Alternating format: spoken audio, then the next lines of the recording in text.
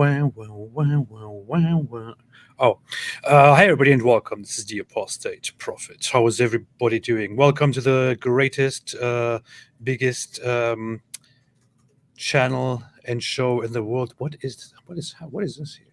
What? I turned on a night bot to help me to do some regular messages, and it's just warning people about spamming. That's so funny. Anyway, you say a night bot?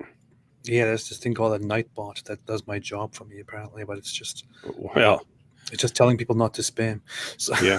Well, I have to say, a mindless bot would probably do that more effectively than you. But go ahead. Probably, yeah, probably right. David, what's up? What are you doing? Hey, what's up, man? Just sending out the link. Just sending out the link to this live stream. This dope live stream. Yeah, the best live stream in the world, best live stream ever. So, yes, today, I know the night bot is kind of weird. It's being weird. It's being very disrespectful. It's disrespecting my viewers here. Here you go. Night bot, guardian of our stream. Man, OnlyFans know what that is. I didn't mean to say OnlyFans. You just said OnlyFans. We know where your mind's at. All right, here we go. I only realized it after I said it. Y'all see what atheism leads to. Oh, boy.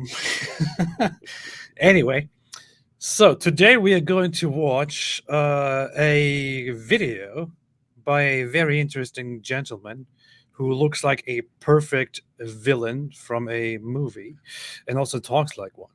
So this is not an insult. That could even be a compliment. I don't know. I say this dude has you don't get the full impact until you see him speaking, but this dude has the deadest eyes of anyone I've ever seen. I've seen some dead-eyed dudes in prison, and this guy takes the falafel on this one. Definitely the falafel. Yeah. And his channel is called Scyf Talk, SYFE Talk, and I heard of this guy before, but he made a response video to me, and I first thought I don't care. Jamie Coates was a Pentecost. At first I thought I don't care, but then I decided to just have a quick look at it, and then I realized it's very bad. So I thought, hey, why not just respond to it, because it's easy, low-hanging fruit. Don't have to work very hard on it. Just kidding. That's not what I thought. So we've got he's got response there to that's man, my brain is fried. That guy. Which guy? The guy with the beard, man. There are two guys with beards here. There are four guys with beards. Okay. Yeah, that's the one. I made a video about him. He's the one this saying, dude. Yeah, he's the one saying that. Gosh, I can't remember his name. What the heck? What is this guy's name? I don't even know. He's the guy who was caught watching, like, there are videos of him watching porn. Imran. Oh yeah, Imran. There we go. Yeah. There we go. Yeah. So that dude. Yeah, but he says that Muslims have been brainwashed into rejecting the crucifixion of Jesus. So he's one of the. Yeah. He's one of the minority who believes that Jesus, even according to Islam, was crucified, and that Muslims are just massively misreading texts. He said, "It is pathetic. Pathetic. This is pathetic nonsense." Yeah, he crushes it. He crushes those dudes, and then apparently goes and watches porn. Yeah. That's true. That's what happens. Anyway, with that said, today we are going to look at a video that he made about me, and the thing is, I saw the thumbnail and I saw the title, and it doesn't make any sense to me, because the thumbnail, it clearly shows a video which is a very short video. It's a short video of mine which talks about Islam is not peaceful, but the title of his video is "Ex-Muslim Debunking Islam in 1 Minute Backfired," and now, in my world, when I say debunking, what I understand is refuting the truth claim. Yeah, not pointing out. Yeah, a Muslim could agree with everything you're saying in this and not conclude that Islam has been debunked, right? So just to be clear, your short video is 5 reasons Islam is not peaceful or something like that. And then he's saying that this is your attempt to debunk Islam in 1 minute. We could make a video debunking Islam in 1 minute, but we'd probably focus on different information. Yeah, I could make a video of debunking Islam in 1 second or 5 seconds, maybe. I don't know. Which is a very big claim, and I stand by it. I stand by it. Yeah, challenge us, Scyf Talk. Yeah, how about that? We'll see who can make the shortest video debunking Islam. Cash me outside. How about that? Do you know that? Do you know that video? Yeah, that girl. Yeah, that was Dr. Phil or something. Yes. Cash me outside. How about that? How about that? Looks like she's 12 years old. Pretty sure she was something like that. I don't know. Oh yeah. So some of those shows, he should have done it. Some of those shows would you'd have all these young kids on there acting like they're hard, and they'd actually bring on like Scared Straight type stuff to get in their faces. And kids tend to back down real quick, like when someone who obviously could rip them apart gets up in their faces. But yeah, should have done that with that girl. Yeah, that girl is, by the way, grown, and she's a rapper, and she's pregnant now. Just so you know. Well, she's also a millionaire, multi-millionaire. So you're making fun of her here. While she has 7 million subscribers on YouTube now, and making millions, donating $2 million to a scholarship fund, and so on. See, this is what you're mocking here. That's powerful. That's powerful. Yeah. So apparently, yeah. Gosh, make her president of the United States. Apparently. Yeah, I had to. She should run. She should run next year. I had to just look it up and check if that's actually true. And apparently, I was shocked to see just that she has 7.5 million subscribers. Bad Baby. Oh, for some reason, I was thinking of Bad Bunny. Bad Bunny hosted Saturday Night Live. I didn't know who he was, but that sounded more accurate, actually. Well, anyway, yeah. So what I find interesting is that he makes a video responding to and insulting this Christian guy here. This Catholic guy who, according to Jake, the Muslim metaphysician, made a video agreeing with Muslims and saying that the Christians were all wrong and all that, which is very confusing. I want to have a look at that later. I didn't even notice that until now. Anyway, let's go on to this wonderful gentleman debunking Islam's peacefulness claim. Yes, what? I don't know, man. His Sunnah beard's looking kind of weak. I don't know if I can trust him. His Sunnah beard game. That's his attempt at a Sunnah beard, and it's I don't know. I can't trust a dude like that who doesn't have a big enough beard. I need to discipline my nightbot. Where's my rod? Where's my stick? Anyway, I don't care right now. So, what are you talking about, man? The guy looks like fantastic. His beard is weak, man. Look at this. He looks quite okay. All right, let's see. Ridvan is an apostate who is... What? I'm just saying we've both got better beards than him. Alhamdulillah. So who are people supposed to listen to? Alhamdulillah. Obsessed with trying to debunk Islam. He posted a... Debunk Islam? What is he saying? What? Ridvan is an apostate who is obsessed with trying to debunk Islam. He posted a video titled, Islam is peaceful, debunked in 1 minute. I'm not obsessed with trying to debunk Islam. I already debunked Islam numerous times, and I can do that in 5 seconds. He says, yeah, notice your title specifically says you're debunking a claim Islam is peaceful. Yeah.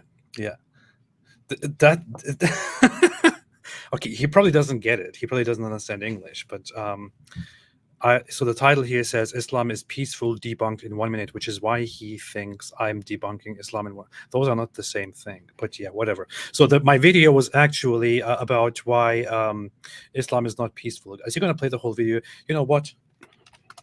In order to understand it, let's quickly watch my video. Islam is peaceful, debunked in 1 minute, because it's just a 1 minute video anyway, just to understand what this is actually about. You might have heard that Islam is a peaceful and tolerant religion. That is not true. Here are 5 reasons why Islam is not peaceful, but rather a religion of war and intolerance. Number 1, Islam has a very bloody history. It spread mostly through wars, and it is, contrary to popular belief, the only major religion that mostly established itself by wars. Number 2, the Quran says in chapter 9, verse 29, to fight those who don't believe in Allah and in Muhammad. Number 3, the Quran refers... Look at these lies. This guy is trying to debunk Islam here. refers in many parts, including in chapter 8, verse 55, to non-Muslims as the worst of creatures. Number 4, Islam commands the killing of ex-Muslims. Look at the creatures. It's called creatures, not creatures. Like, learn English, man. What is like myself. And number 5, Islam also has deadly 7 sins. And one of them is not killing, not rape, not child marriage. No, Muhammad was married to a child. It is running from the battlefield. And magic, by the way. You know that hoax. Anyway, so apparently that's the video he's responding to. That was definitely not an attempt to debunk Islam. But let's see. What do you think so far, David? Was that video pretty much an accurate representation of, Islam's intolerance and violence, or do you think that guy is just the guy who just talked is like full of crap? What do you think? Yeah, I kind of didn't know anything. I'm looking forward to Scyf Talk totally obliterating these ridiculous claims. Inshallah, we'll see. Let's see. He's going to try to prove to us that Islam is not a peaceful religion. I'm curious to hear what he has to say. So without wasting any time, let's watch the clips and come back. You might have heard that Islam is a peaceful and tolerant religion. That is not true. Here are 5 reasons why Islam is not peaceful, but rather a religion of war and intolerance. He is assuming that war and intolerance are in contradiction with peace. Being intolerant to bad ideologies is something praiseworthy and brings peace to the society. For example, being intolerant to the KKK and not allowing their ideology to spread. It actually had to censor KKK Yeah, to he censored it. like censor Islam. And not allowing their ideology to spread in our societies is something good and brings peace. And war can also be praiseworthy and a means to bring peace. Waging war. It's so funny that people like the example that you can think of here is the KKK, which which probably like 5 people nowadays still claim to hold on to. Well, it's just it's ridiculous that if you actually think about what he's saying. So notice, I'm assuming we would grant that sometimes war is necessary and necessary for bringing about peace. If you have the Germans uprising again, they're going to take over the world, and sometimes you got to fight them so that you can have peace. But think about what he's saying. Yes, you have to be intolerant and even have war against ideologies in order to get peace. What's he saying? This is completely consistent with the standard Sheikh Asim al-Hakim claim that, hey, we're going to go door to door and we're going to give people an opportunity to convert to Islam, to pay us jizya, or to be executed. You could just say, hey, you got to be intolerant towards everyone who has a different view. So you could actually say, and it sounds like what his position is, yes, Islam can crush everyone in the world, execute anyone who refuses to pay the jizya, and of course, kill rival Muslim sects.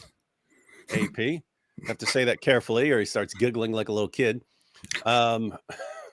But notice, because the Quran also orders Muslims to fight not only unbelievers, but also hypocrites. So Muslims who are doing it wrong. And that's why groups like ISIS would just start slaughtering Shias. And so, in other words, what this guy just claimed right here, his defense of Islam actually being peaceful through war is, yes, you could destroy everyone who doesn't agree with your sect of Islam. And it's for good. Well, great. That doesn't have anything. That's not a defense of whether Islam is peaceful. You know what I mean? Yeah, it actually doesn't make any difference at all to the point at hand. But I guess it's if you want to put a disclaimer out there to begin with, fine, fair enough. But I guess the issue here is I'm betting, and I didn't watch the video through. I only watched parts of it quickly. My guess is that he will try to justify Islam's intolerance and violence by basically saying, "Well, this is the truth. It is the right religion. It is the just system. So what's the problem if it is violent? What's the problem if it is intolerant?" That's already what it looks like, what it sounds like. And if that is the case, I'm going to have a lot of things to say, but let's see. Let's see. I love his accent, by the way.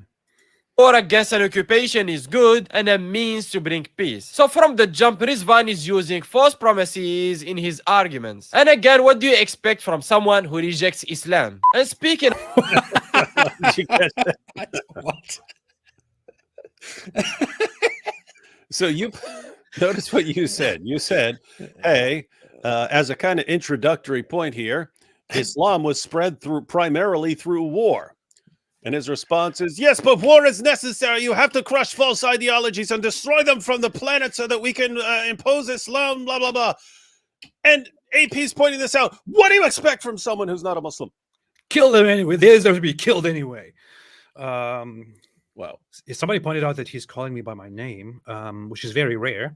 I guess he doesn't want to say AP or apostate prophet. He doesn't want to acknowledge it.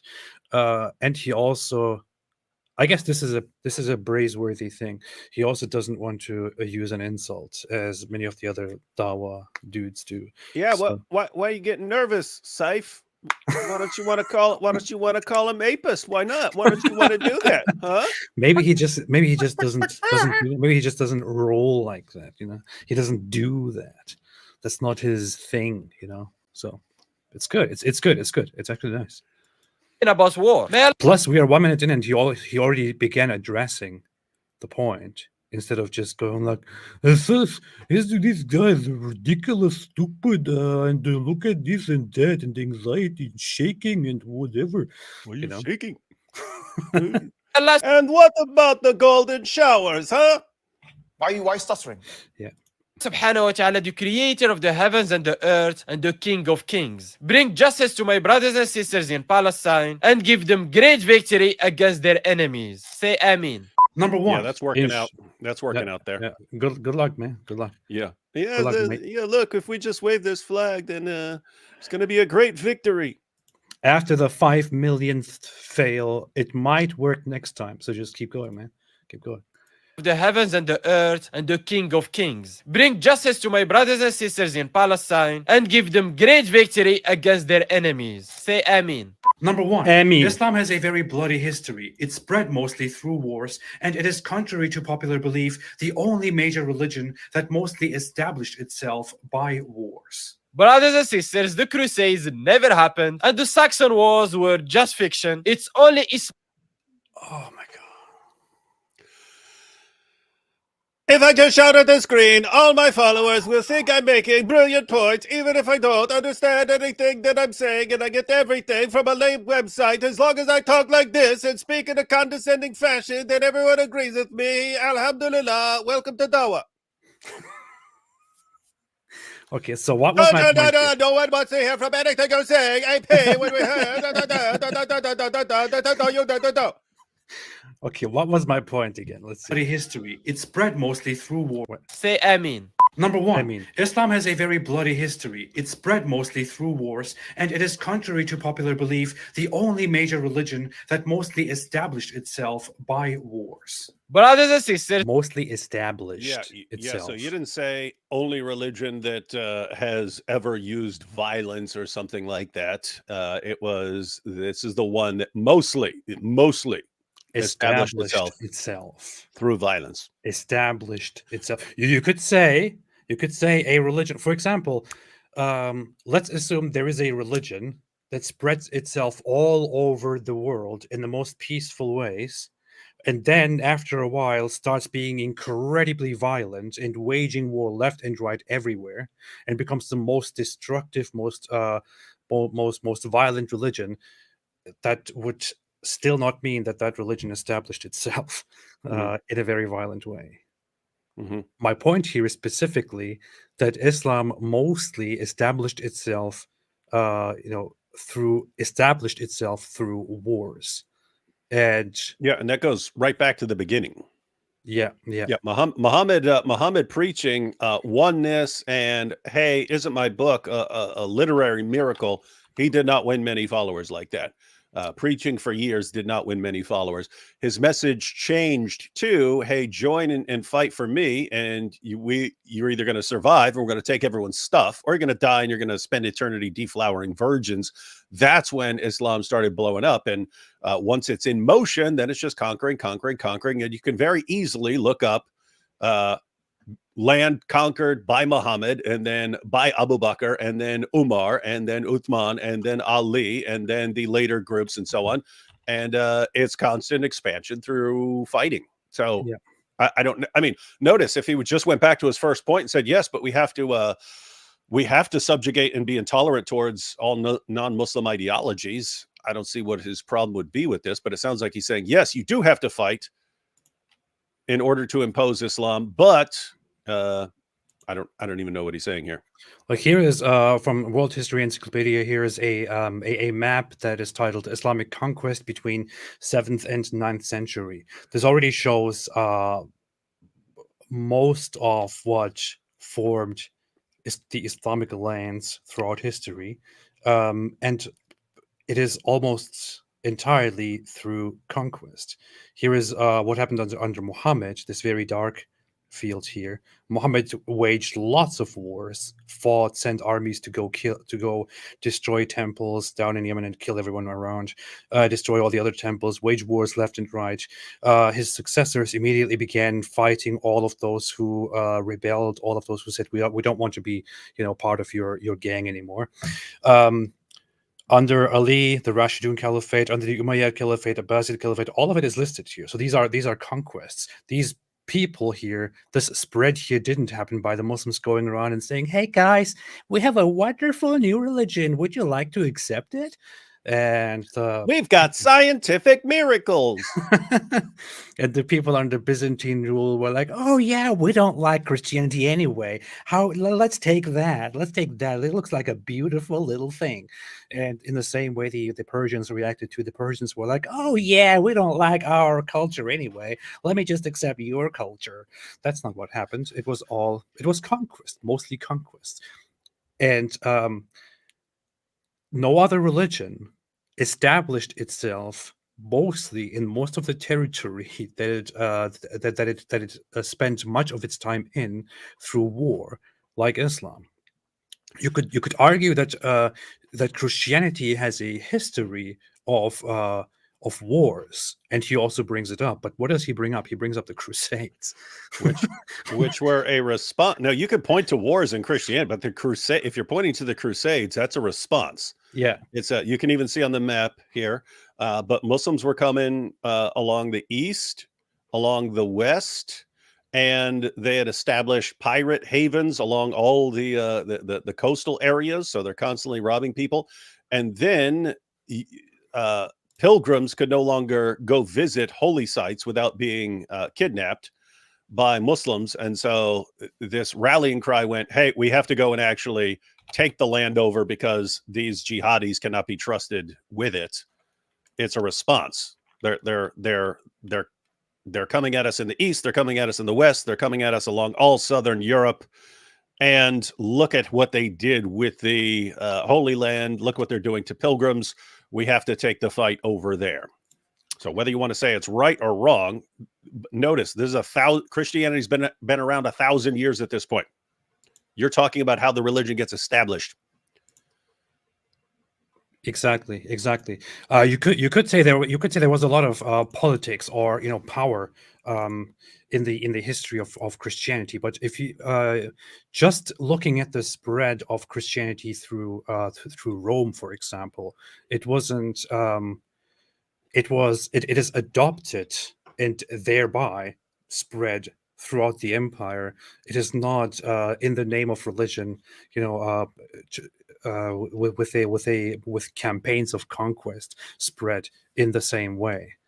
If you have your reservations with that, have it, but that doesn't take anything away from the point here at all. The other example that he just brought up was the Saxon Wars, which were fought by Charlemagne in response to Germanic tribes with which they had very, very long histories of being attacked attacking them back, being pillaged, being raped, trying to preach to them, and so on. And I do believe, from my readings, that that Charlemagne was not a very just ruler, and that he did that he did commit certain atrocities, including like mass killings and things like these.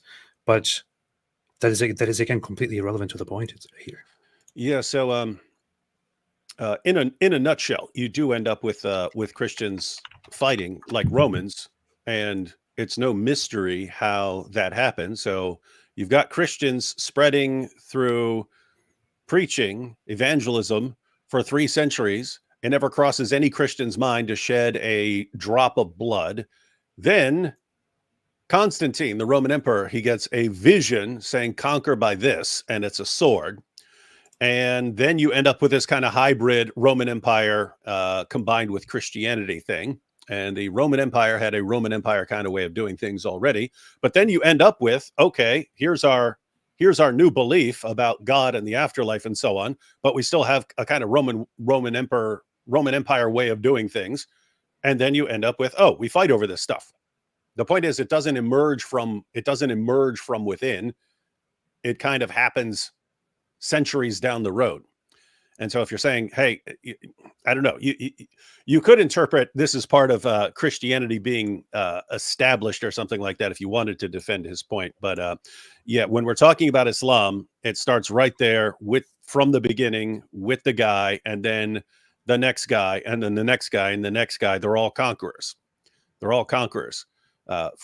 In Christianity, you have to go centuries before you get to anyone who's fighting. This is very funny. Not this. What is this? Here, yeah. Why is that so funny? This. So, if you go into the Saxon Wars on the very same source here, World History Encyclopedia, so it describes it were a series of conflicts between the Franks under Charlemagne, who sought to conquer Saxony and convert the populace to Christianity. Okay, good point. And the Saxons who resisted. The conflict lasted over 30 years through 18 campaigns and cost thousands of lives before Charlemagne's victory in 804 and Saxon conversion assimilation. But here, where is this?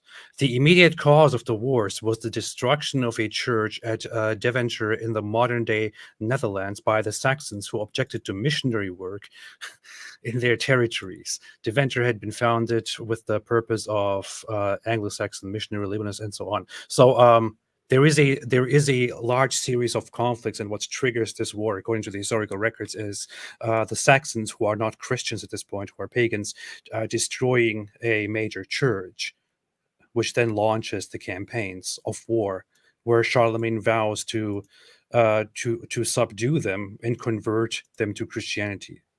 Quite different from how in Islamic history, from the very beginning with Muhammad to the very end, the entire purpose was to, as Muhammad said, fight the people until they say there is no God but Allah and that I am his messenger.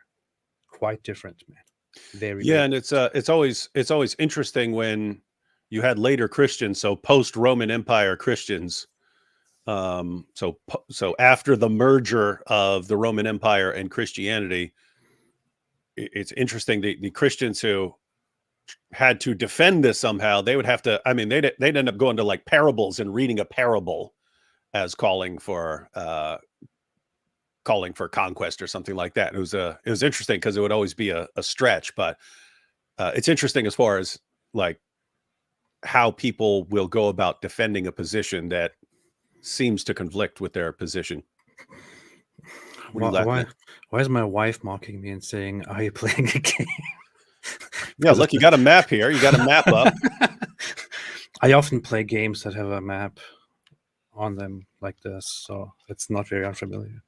I like playing history strategy games.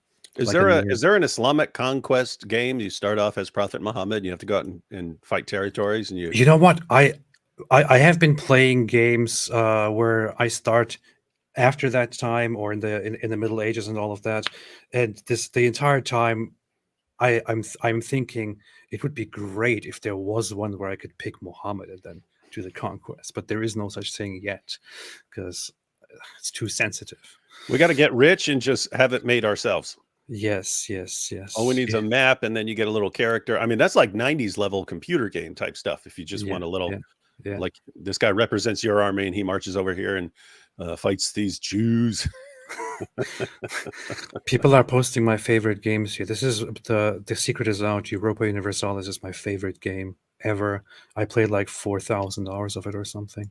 Crusader Kings is my other, and then Hearts of Iron is the third. So that's it. Yeah. So everyone, this is why I don't have time to make a video.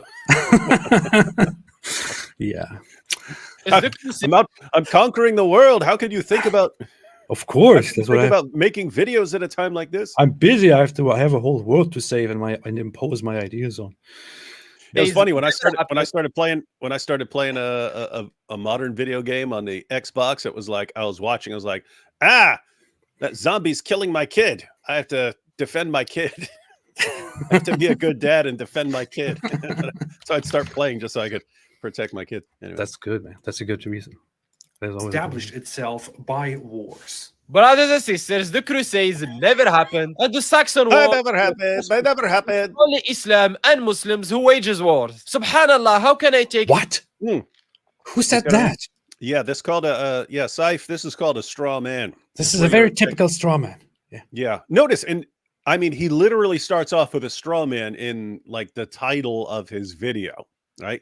It's AP claimed that he can debunk Islam in 1 minute, when that's not what you're saying in the video at all. And here you say Islam is the only religion that's primarily established through violence. And then his response is, okay, so there's never been any violence from any other position except Islam. No, I clearly implied that Muslims are the only ones that have ever fought. I clearly implied that no other religion has had an individual ever who waged a war or who who got into a fight with somebody else. Nobody ever fights in the world except Muslims. That's clearly what I said, apparently.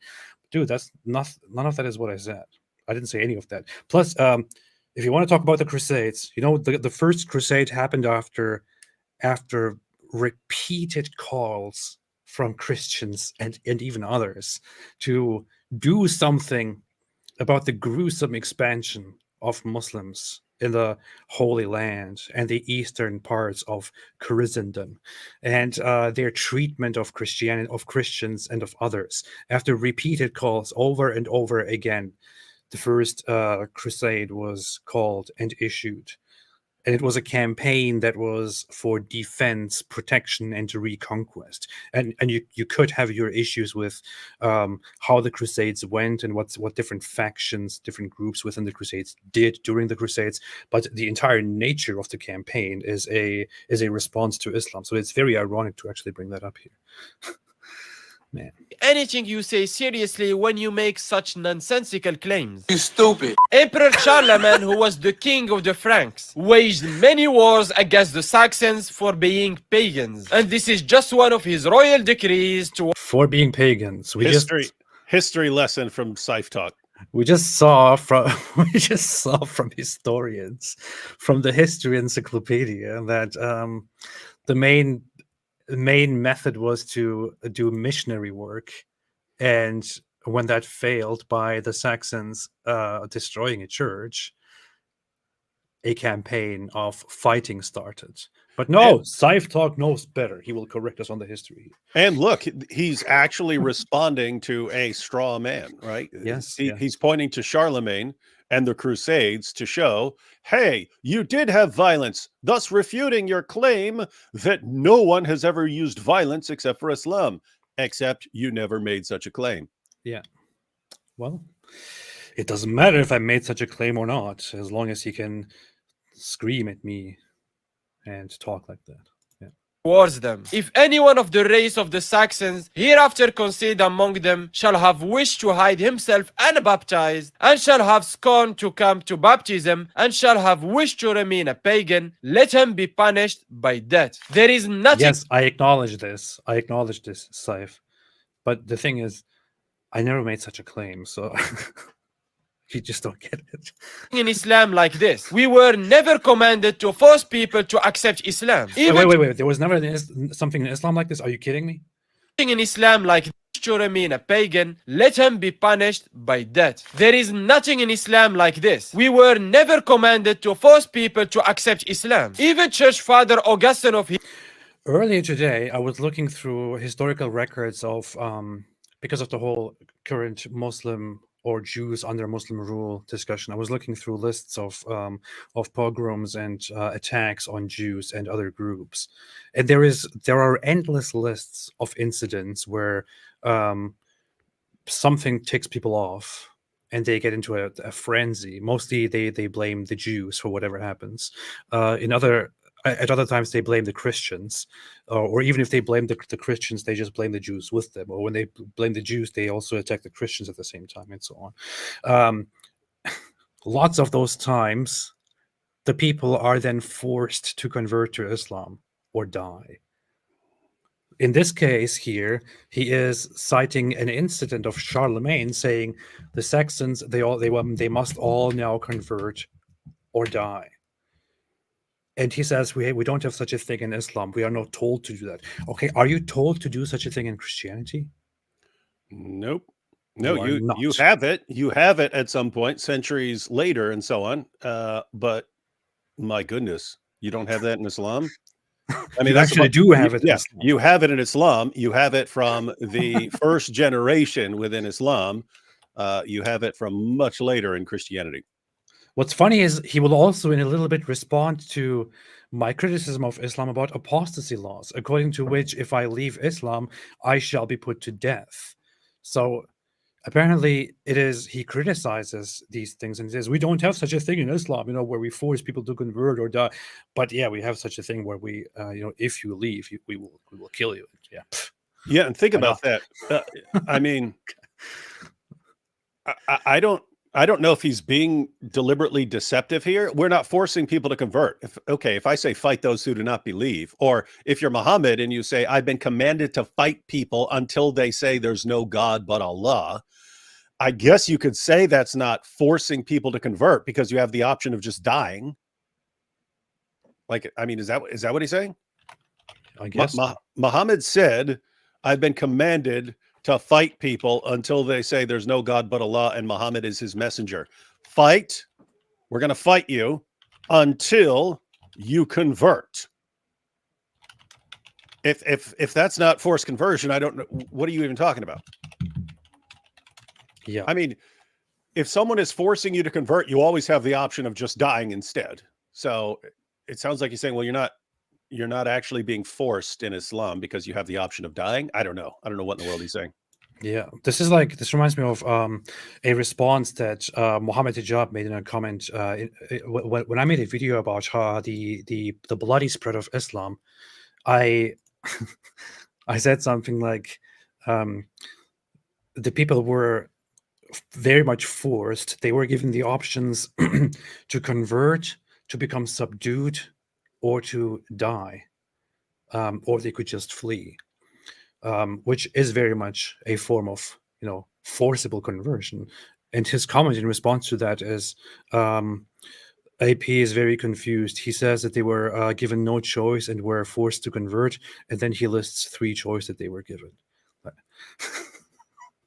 That was his response to my argument. This is basically like that. It's ridiculous, man. Here is Quran chapter 9, verse 29. It says, fight those who don't believe in Allah or in the last day, and who do not consider unlawful what Allah and his messenger have made unlawful, and who do not adopt the religion of truth from those who were given the scripture. Fight until they give the jizya willingly while they are humble. This Quran verse, as it is understood in many of the tafsirs, is the disbelievers, if they do not believe in Allah, if they don't believe in Islam, if they don't adopt Islam, fight them, humiliate them, make them give you the jizya if they don't convert. So under these circumstances, the enemy may die, convert, or become a subject. If you're going to tell me, well, that's not forced conversion, then what Charlemagne did there is also not forced conversion, because they could have just chosen death. Yep, powerful dawah.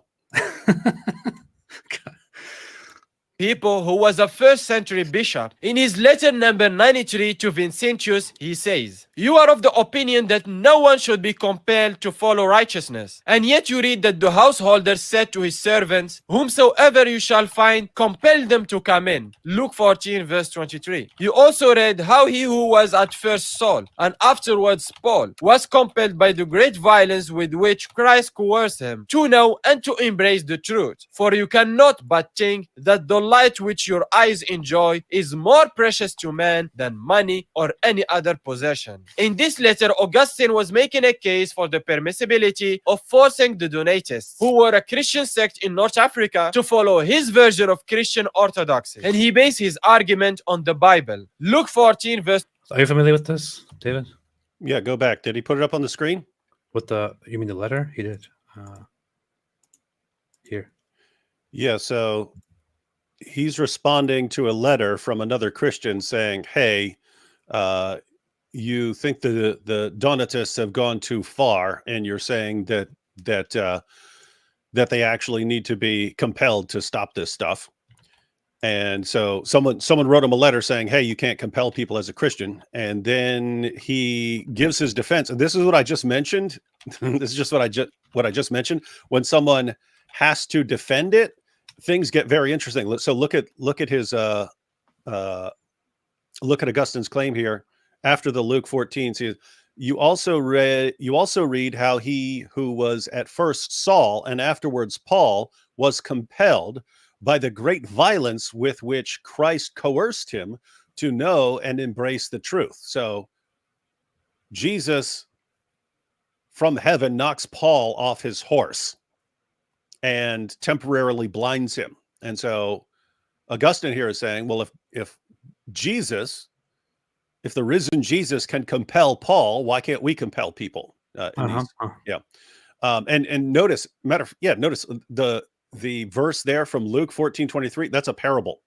It's a parable about a wedding and then bringing people into the wedding and stuff, or bringing people into the feast who didn't want to come and so on.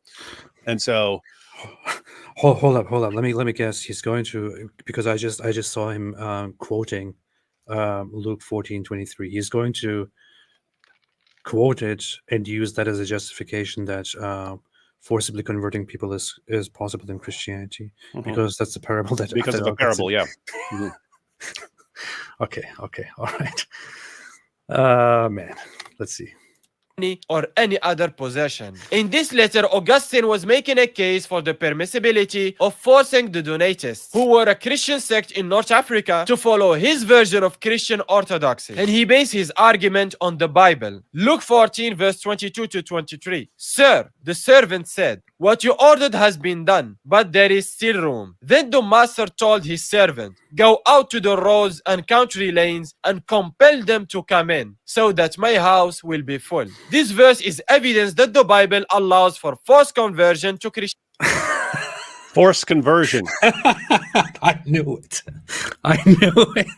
Yeah, these were Donatists. These were Donatists, and the main area of contention was that they held that whoever's like giving the communion has to be like completely righteous, like completely holy. You can't have like a person with a messed up background or something like that doing that communion. That's what the big dispute was over, if I recall correctly. But yeah, so this guy's saying here, this is the evidence that you force people to convert to Christianity. And yeah, just interesting that no one thought it meant that. Yeah. Doesn't occur to Jesus' first century followers to think that's what it means, or the second century, or the third century, or even Augustine. He's just talking about, in principle, can you compel people? Can you actually, like, in other words, if you have, this was called, I think it's called the Donatist schism. If you are breaking up, can the church actually enforce something? So yeah, this is not. I don't know. This is not going out and gathering people and forcing them to convert. Scyf, you don't even understand what you're reading here. And even notice, by the way, even if someone interpreted it that way, so even if someone says, look, right here in the parable about this feast, they go out and compel people to come into the feast. Therefore, Christianity teaches that you compel people to convert to Christianity. Yeah, yeah. If someone could say that, someone could draw that conclusion. I mean, it's a pretty weak case. It's a pretty weak point that Augustine is using to apply something like this from a parable and saying this can be about churches imposing something. If someone saying it does not mean that's what the Bible is actually saying. I mean, I've read that parable probably 100 times and never crossed my mind. Oh, this is talking about me going out and snatching people up, beating the crap out of them and making them convert. Doesn't cross my mind because of all the other things Jesus said. My kingdom is not of this world. If my kingdom were of this world, then my followers would be fighting. Anyway. Yeah. It is incredible. Here the source is, if you want to look it up by yourself, Scyf, if you want to read it, actually, you can have a look at it. Here is the part.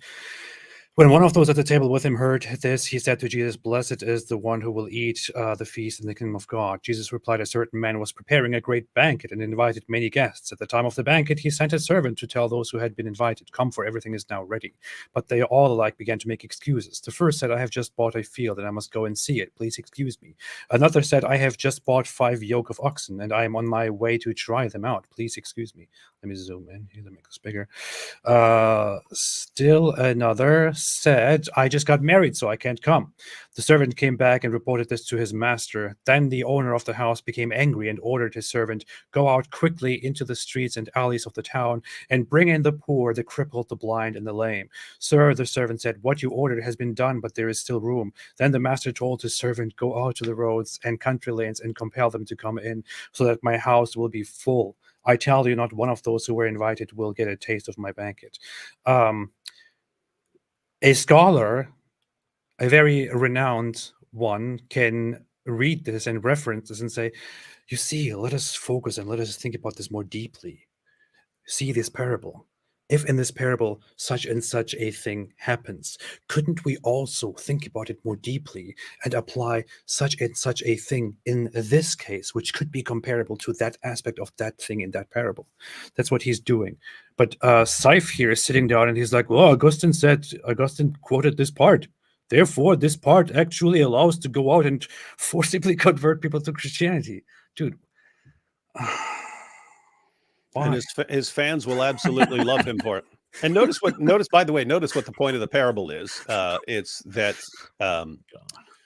whoever is rejecting Jesus as a Messiah, you've been invited, and you refuse to come in. Well, great. He's going to go invite other people.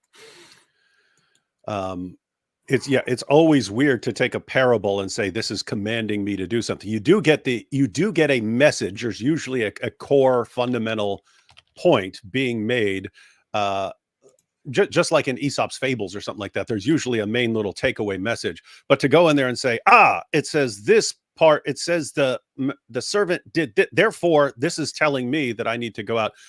You could justify pretty much anything because you can find a lot of irrelevant details in parables. Stop lying, David. It sounds exactly like this. What we just read in Luke sounds exactly like this. "Fight against those who do not believe in Allah or in the last day, and who do not consider unlawful what Allah and his messenger have made unlawful, and who do not adopt the religion of truth from those who were given the scripture. Fight until they give the jizya willingly while they are humble." Basically the same thing, what I just read.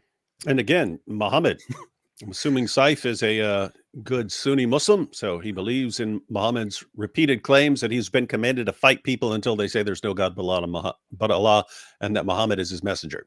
Yeah. If that's not forced conversion, I don't know what is. And that's not a parable, ladies and gentlemen. That's a claim of Muhammad. It is not a parable. It is not a parable.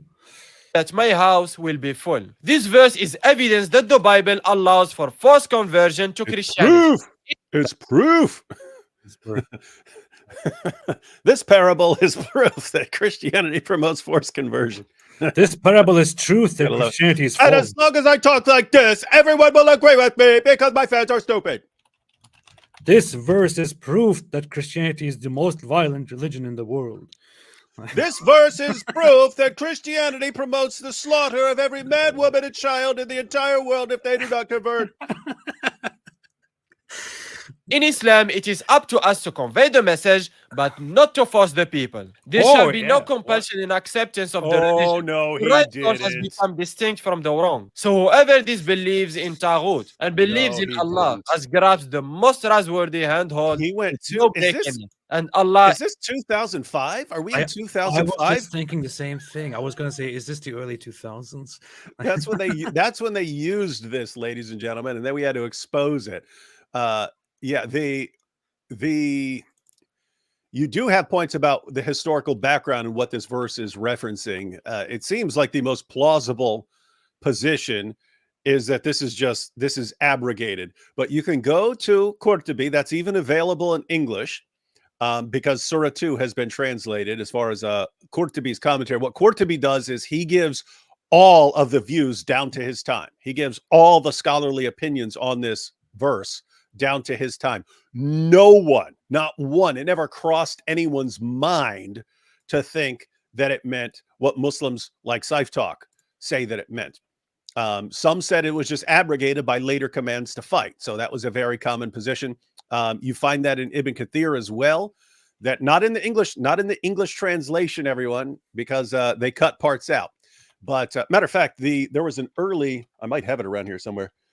There was an earlier translation of Ibn Kathir where they didn't cut the part out. And Ibn Kathir says that this is abrogated by later commands to fight, and that the job of Muslims now is to invite everyone to Islam, and anyone who doesn't has to be fought till they are killed or until they pay the jizya. So notice no one thinks that it means what our good friend there thinks it means. But yeah. But if it meant that, then Muhammad here would be, I guess, the worst Muslim ever, because it is Muhammad himself who, according to multiple authenticated transmissions, said, "I have been commanded to fight against the people so long as they do not declare that there is no God but Allah.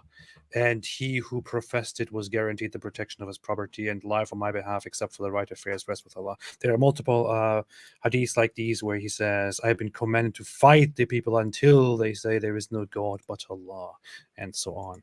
So Muhammad's own preachings here clearly go against that whole idea of not converting people to Islam. But yeah, I've got. I could probably find it here, but I actually have it on my computer. So Ibn Kathir, again, if you go to Ibn Kathir, the main version, this has been this is left out of the English translation. You can go to one from a couple decades ago that still has it in it, but the quotation is, Allah says there is no compulsion in religion, meaning do not force anyone to embrace Islam, because it is clear and its proofs and evidences are manifest. Whoever Allah guides and opens his heart to Islam has indeed embraced it with clear evidence. Whoever Allah misguides, blinds his heart, and has set a seal on his hearing and a covering on his eyes, cannot embrace Islam by force. Hence Allah revealed this verse. But this verse is abrogated by the verse of fighting. Therefore, all people of the world should be called to Islam. If any one of them refuses to do so or refuses to pay the jizya, they should be fought till they are killed. Alhamdulillah, beautiful. So that's Ibn Kathir. Maybe Scyf Talk believes that he knows more than of course he does. Then Ibn Kathir and Qurtubi and basically all the Muslims over all the centuries down to the present time when Muslim YouTubers realized they could make the Quran say whatever they want. They all know much more than Ibn Kathir. They're much better, much smarter than Ibn Kathir. Who's Ibn Kathir? This guy seriously went to 256 in response, which is just a disaster. Terrible. That is one of the dumbest things ever. Terrible stuff. Yeah, guys, if you don't know how this works, Surah 2 is the first surah that's revealed after Muhammad travels to Medina. So he's still in they're just entering a sort of defensive jihad stage. They're not in the stage of offensive jihad, actually calling for the subjugation of people based on their beliefs. Later, Later, so go several years later, the message changes to fight those who do not believe in Allah. Yeah. And so this guy's going to an abrogated verse claiming that this is the final Islamic ruling on this. And Islam says there's no compulsion in religion. We're laughing because, I mean, I haven't heard this for years. I used to hear it every single day, all day, every day. Just like we used to hear all day, every day. No, Islam says that if you kill a man, it's as if you've killed all mankind. And we just had to keep exposing these lies until people stopped using them so much. So now it's actually much rarer to hear these. Yeah. Yeah. Yes. There is a difference between conquering a land and forcing the people of the land to convert. We do not force people to convert. Therefore, Islam as a religion was not spread by We only force them to say, I accept Islam, or I become a subject and pay jizya, or I die. Yeah. Which part of I've been commanded to fight people until they say there's no God but Allah and Muhammad is his messenger? Didn't you understand, Scyf Talk? Yeah. Again, it's the only way to reconcile that with him saying that we don't compel people is just to say you have the option of dying. So that's not forcing you to convert if you have the option of dying. Or notice, if you can just choose dying, then that means we are not forcibly converting you. Yeah, and think about that. So Sheikh Asim al-Hakim saying, hey, we're going to knock on the door. Hey, are you ready to convert to Islam? No. Are you ready to pay the jizya? Okay, we gave you two good options. You have to die. And notice, well, we're not forcing you. We're not forcing you to convert. We're offering you the opportunity to pay the jizya or die. So it's not forcing you. How about no? I don't buy your Allah. Yeah. See, that's what Jordan Peterson said. the sword. But the Islamic Empire did expand. And of course, the expansion was by sword. Do you think wars were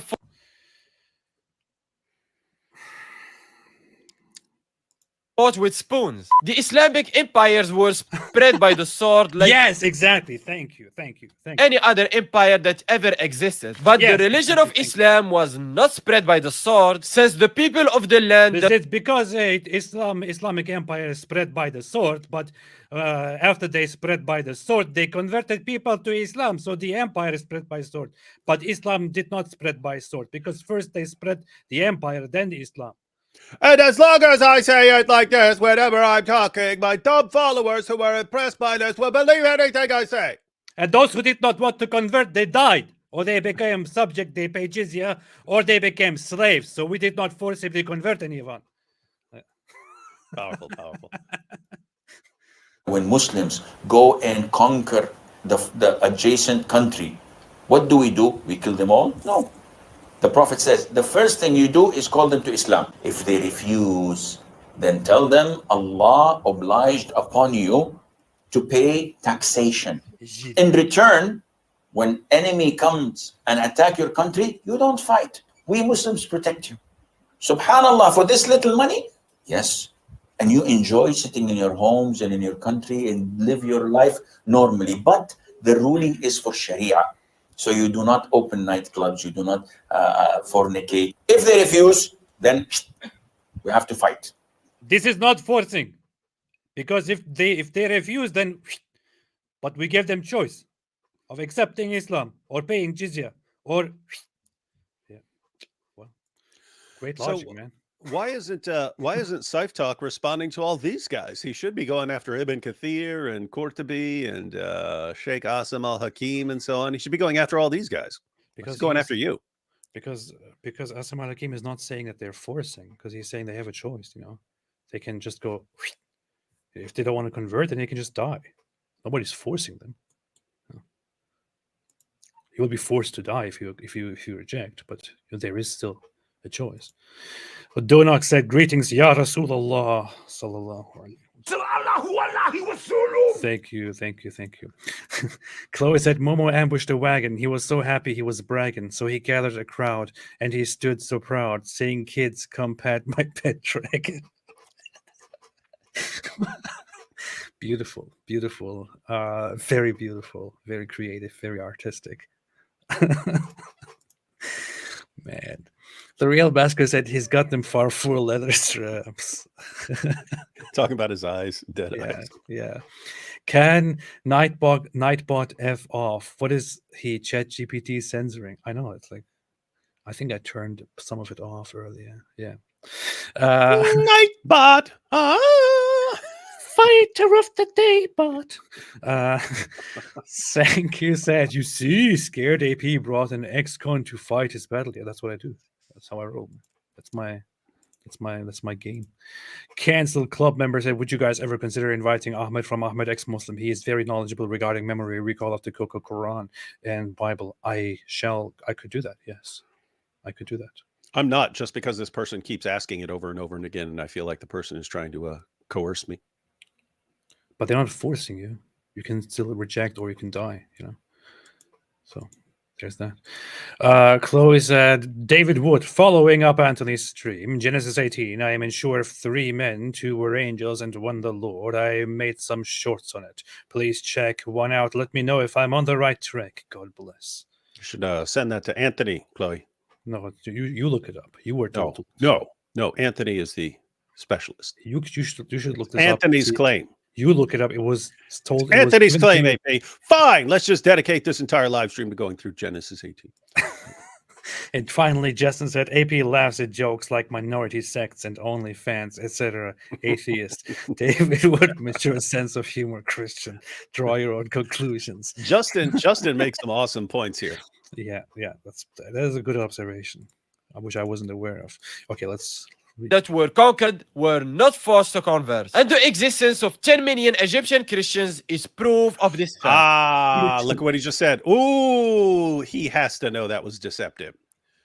He's saying Egyptian Christians weren't forced to convert. Right. So if people want the full picture, Christians and Jews, matter of fact, that's in the verse that AP cited, Surah 9, verse 29.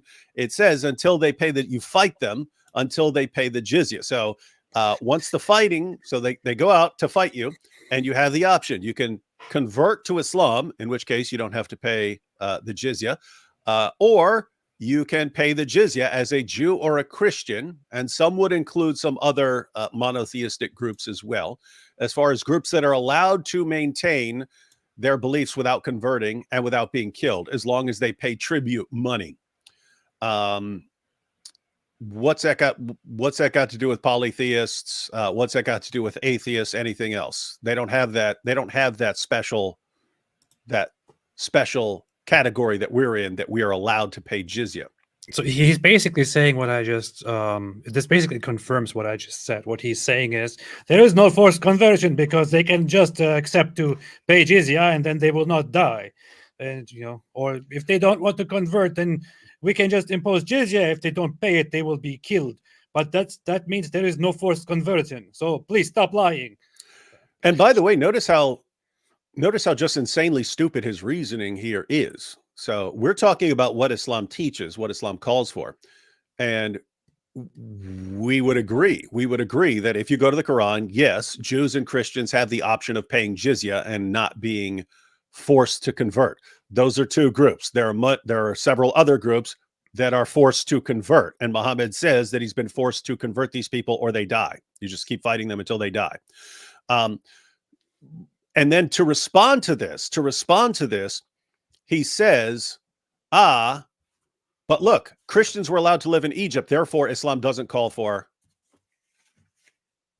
forced conversion. But notice, even if it were true that Islam didn't call for forced conversions, even if that were true, what would something that later Muslims do have? What kind of proof would that be of what Islam teaches? Beautiful. Did everyone catch that point? Notice he's saying, does Islam promote forced conversions? And his evidence that it doesn't is, look, Egyptian Christians were allowed to live. Would that prove one way or another what Islam teaches? So notice, if I just went to another place where Muslim leaders are killing Christians, I say, see, therefore that's what it teaches. Well, I'm just saying this guy has multiple levels of stupid reasoning. So he goes to 256, which according to his own scholars is abrogated. He ignores the commands to actually fight. He ignores the claims of Muhammad that he's been commanded to fight until people convert to Islam. He ignores all of that and then says, look, Christians were allowed to live. Yes, of course, Christians are allowed to live and not forced to convert, so long as they accept dhimmi status and accept all the rules against them. They don't preach their religion. They don't try to convert people and so on. Yeah, you're allowed to do that. But notice, even if you didn't have that, would some group of Muslims at some point doing something prove that this is what Islam teaches? That's what this guy's insane reasoning is. So look, Charlemagne, he fought, therefore that's what Christianity teaches. These guys allowed Christians to live, therefore that's what Islam teaches. Guy, we got to go to what the actual texts say. The point is, later Christians and later Muslims are not authoritative sources of Islamic doctrine or practice. Your sources are. The sources are. And when we go to the sources, it's just not supporting you, sport. Look, Islam is very supportive of LGBT and of the rainbow flag, because in Berlin, there is a mosque, the Ibn Rushd Goethe Mosque, which is an LGBTQ plus friendly mosque, and it is the first mosque in Germany to fly the rainbow flag. Therefore, Islam is LGBT friendly. Yeah, and so was Muhammad. Muhammad was, and this is the proof. Look right here, we've got this LGBTQ Islam, and therefore that's what Islam teaches. This should be fine for his reasoning. And by the way, notice how it contradicts everything else he's saying. So he's saying Islam doesn't teach something if Muslims at a certain time don't do that. So he in response to your claim that Islam has a death penalty for apostasy, he could just point to any Muslim country that hasn't killed apostates and say, see, therefore that's not what Islam teaches. This is like stupid. This is like genuinely stupid stuff. And It's these are not his fault. And these are the guys, their fans just love him because of the way they taught, even if it's nonsense. It's not his fault. He doesn't know that he's doing it. He doesn't know. It's not his fault. But I want to appreciate this super chat here by Eli, and it is $199.99, which I appreciate very, very much. Thank you. It's a good contribution. It is great. It is very helpful, except that it is not 200. It is 199.99. Why is this like? Is this an insult? I feel very insulted by this. But nevertheless, I thank you very much and I appreciate it. And he said, "Love you both." So yeah. Thank you. Proof of this fact. Proof. What is proof? Converse. And the existence of 10 million Egyptian Christians is proof of this fact. Proof of this fact. Okay. Number 2, the Quran says in chapter 9, verse 29, to fight those who don't believe in Allah and in Muhammad. This is what happens when you cherry pick a verse and ignore the entirety of the Quran. Let's read the verse first. He quoted 2:56, and he tells us not to cherry pick and take things out of the greater context of the Quran. Oh my goodness. I don't think he knows what context. What happens when you cherry pick a verse and ignore the entirety of the Quran? Let's read the verse first. Fight against those who do not believe in Allah or in the last day, and who do not consider unlawful what Allah and His Messenger have made unlawful, and who do not adopt the religion of truth, i.e. Islam, from those who were given the scripture. Fight until they give the zakat unwillingly while they are humbled. He says zakat. He just read it as zakat. Yeah, and then he fixes the error. That's okay. Yeah, people make mistakes. Cancel Club member said, is this guy trolling the Muslims just like Muhammad Hijab does? Maybe. I don't think so. I think he's genuinely not very, yeah. He doesn't know. It's not his fault. Giovanni Garcia said, David Wood, the guy who you were on with Mary, misrepresented my subjet. He even made it sound as if I supported the Treaties, but in reality, I was responding to the guy who said Islam is about patience. Who was the guy I was on with Mary? Wasn't that you? That was me, pretty sure. I was on the live stream with you and Mary. So I don't know. So AP misrepresented? But I don't remember saying any such thing. So this is probably referring to something else. This is probably a different issue. So I would never talk about the theories. I don't care. Yeah. But yeah, David acknowledged this. Stop being mean. Stop being a bigot. Stop being a hater. Irregulator said, Apostate Prophet and David Wood. Muhammad's alter ego is called Allah. My dog's alter ego is called Muhammad. Does that make him Allah? It does, actually. This is a very good point, and it does. Fantastic. We're proud of that. Cedric said, absolutely debunked, not in total. Ali Dawa, yeah. Speaking of. We're we're proud of that. Chloe said Constantine's sign was the Chi-Rho, Christus is Chi-Rho. That is a spell from something. While they are humbled. First of all, this verse was revealed because the Byzantines or Romans were preparing an attack on the Muslims. So of course, Whoa. our land. Source. Pay attention. Source. Hey, point. If Scyf you- Talk. Source. Pay attention. Wait, pay attention to what he says. Source. Pay attention to what he says. No, Wait. because source. the Byzantines or while they are humbled. First of all, this verse was revealed because the Byzantines or Romans were preparing an attack on the Muslims. So of course, we're going Source. to defend ourselves, Source. our land, and pay attention to this key point. If we Muslims Pay attention to this key Wait, point. look, he's just, and I can't even blame him because he got this from other guys who made it up. But show us where the Byzantines, who are at war with the Persian Empire, are deciding to march hundreds of miles into the Arabian desert to fight some group they definitely did not care about. Yeah. So Give us the source. you can, if you look at the interpretations of Quran chapter 9 verse 29, what you can get from several early Islamic sources, if I can pull one up here, I might just do that. There is the narration, there is this interpretation, the idea that Muslims, or that Muhammad got news of of an army or of enemies from the Byzantines were approaching. Of course, we don't know for a fact that this actually happened. No, the actual, what the texts say is, and Muslims, this is why I want to know where he's getting this from, because they massively misrepresent a text. The text says, and I think this is Ibn Sa'd, it says that they heard news that the Roman soldiers had been paid in Syria and they've been paid in gold. And then so the Muslims say, oh, they've got a bunch of money up there, so let's go fight them. Whereas you've got the Muslim Dawah guys, they say, oh, they heard about the Roman soldiers. Oh, okay, so they're coming to fight. No, they've got their battle that they're fighting with the Persians, and the Muslims hear that these guys got paid, so they have stacks of cash. And so they go up to fight them, and they fight the Battle of Tauba, and Romans don't even show up because they don't care about the Muslims. They just don't care. They don't give a care. They don't care at all. They don't care. This just got me so confused. Nightbot Ibn Farfur said, you muted me for the last time. Apostate Prophet declares jihad. This is because the Nightbot has been making comments like these, addressing people in the chat about spamming in these light-hearted ways with these little brackets earlier. And I'm just seeing here Nightbot making a comment like this. I genuinely got confused. This is pretty good. Pretty good. Nightbot. Fighter of the I can't. I can't.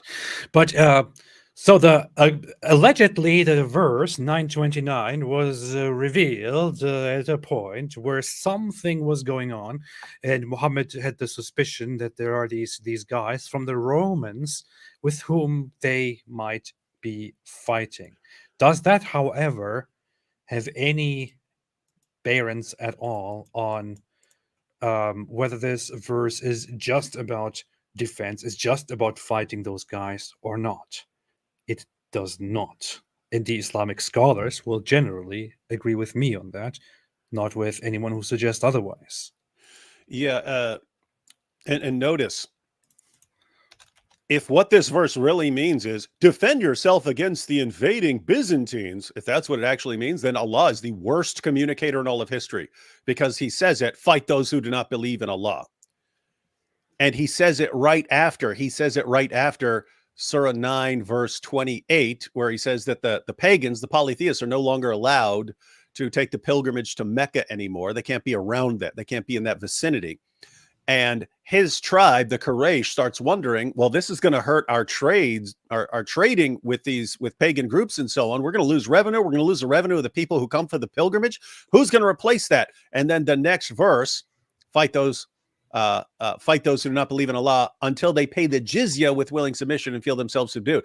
It's a response to how are we going to make up the money that we lost. And then, if Allah's justification for fighting the people of the book is, oh, the Byzantines are about to attack you. They weren't. They did not care about the Muslims in the middle of the Arabian desert.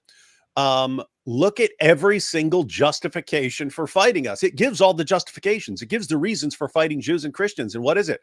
Jews say Ezra's the son of Allah, and the Christians say the Messiah is the son of Allah, and they listen to their rabbis and monks more than Allah. There's not one word about these people attacking at all in any way. Show me. You could go through the entire context. It starts in Surah 9, verse 28. And the passage ends in Surah 9, verse 33. Show me one single word about self-defense in the entire passage. Challenge for everyone. Yeah. So here is what the abridged English translation of Ibn Kathir says about this whole issue here, about this very specific verse. It says, fight against those who believe not in Allah. So this verse, it says, therefore, when people of the scriptures disbelieved in Muhammad, they had no beneficial faith in any messenger or what the messengers brought.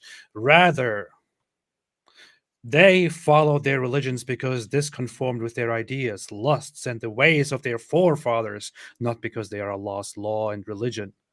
Had they been the true believers in their religions, that faith would have directed them to believe in Muhammad, because all prophets have the good news of Muhammad's advent and commanded them to obey and follow him. Of course, yeah, we can all look through the Bible and we will see the Bible talk about Muhammad everywhere, as you all know. Yet when he was sent, they disbelieved in him, even though he is the mightiest of all messengers. Mm-hmm. Therefore, they do not follow the religion of earlier prophets because these religions came from Allah, but because these suit their desires and lusts. Therefore, their claimed faith in an earlier prophet will not benefit them because they disbelieved in the Master, the mightiest, the last, and most perfect of all prophets. Hence, Allah's statements, fight them. And now here comes the part. David, do you want to say something? Yeah, I've actually got his Ibn Kathir. So this is his commentary. I've got Battles of the Prophet, which is based on his Surah. Uh-huh. And this is anyone can look it up. It's available in PDF. But Battles of the Prophet, pages 183 to 184.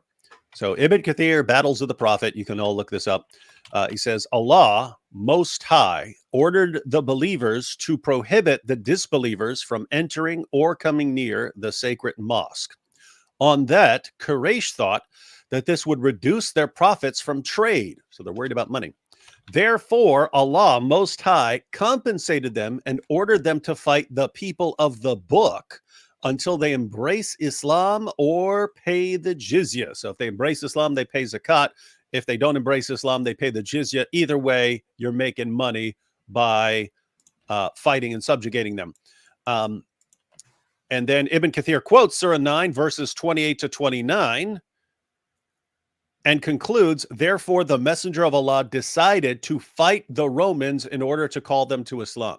Notice it's not, hey, the Romans are invading. Are we allowed to fight in self-defense? You already had commands about being allowed to fight in self-defense in the Quran. You don't need some extra thing to know that you are allowed to fight in self-defense. Destroyed. Look at this. It's right here. There you got it. Oh, look. Battles of the Prophet. When Allah... And by the way, this is important enough an issue we should actually read the Quran, verses 28 to 30. Because look, when our friend here said, oh, they're taking this out of context and they're cherry picking and blah, blah, blah, blah, blah. Do you want the context? Yeah, we actually give a source on the historical context. When someone says context, there's two basic things you can mean. You can mean the literary context, so what comes before it and after it, or the historical context. Those are the two relevant contexts. The historical context you have right here, when Allah Most High ordered the believers to prohibit the disbelievers from entering or coming near the sacred mosque.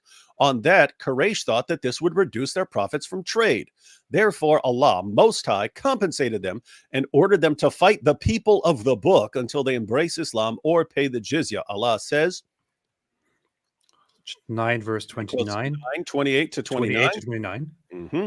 Therefore, the messenger of Allah decided to fight the Romans in order to call them to Islam. Yeah. And then he quotes 9:123, O ye who believe, fight the unbelievers who are near to you and let them find in you harshness and know that Allah is with those who fear him.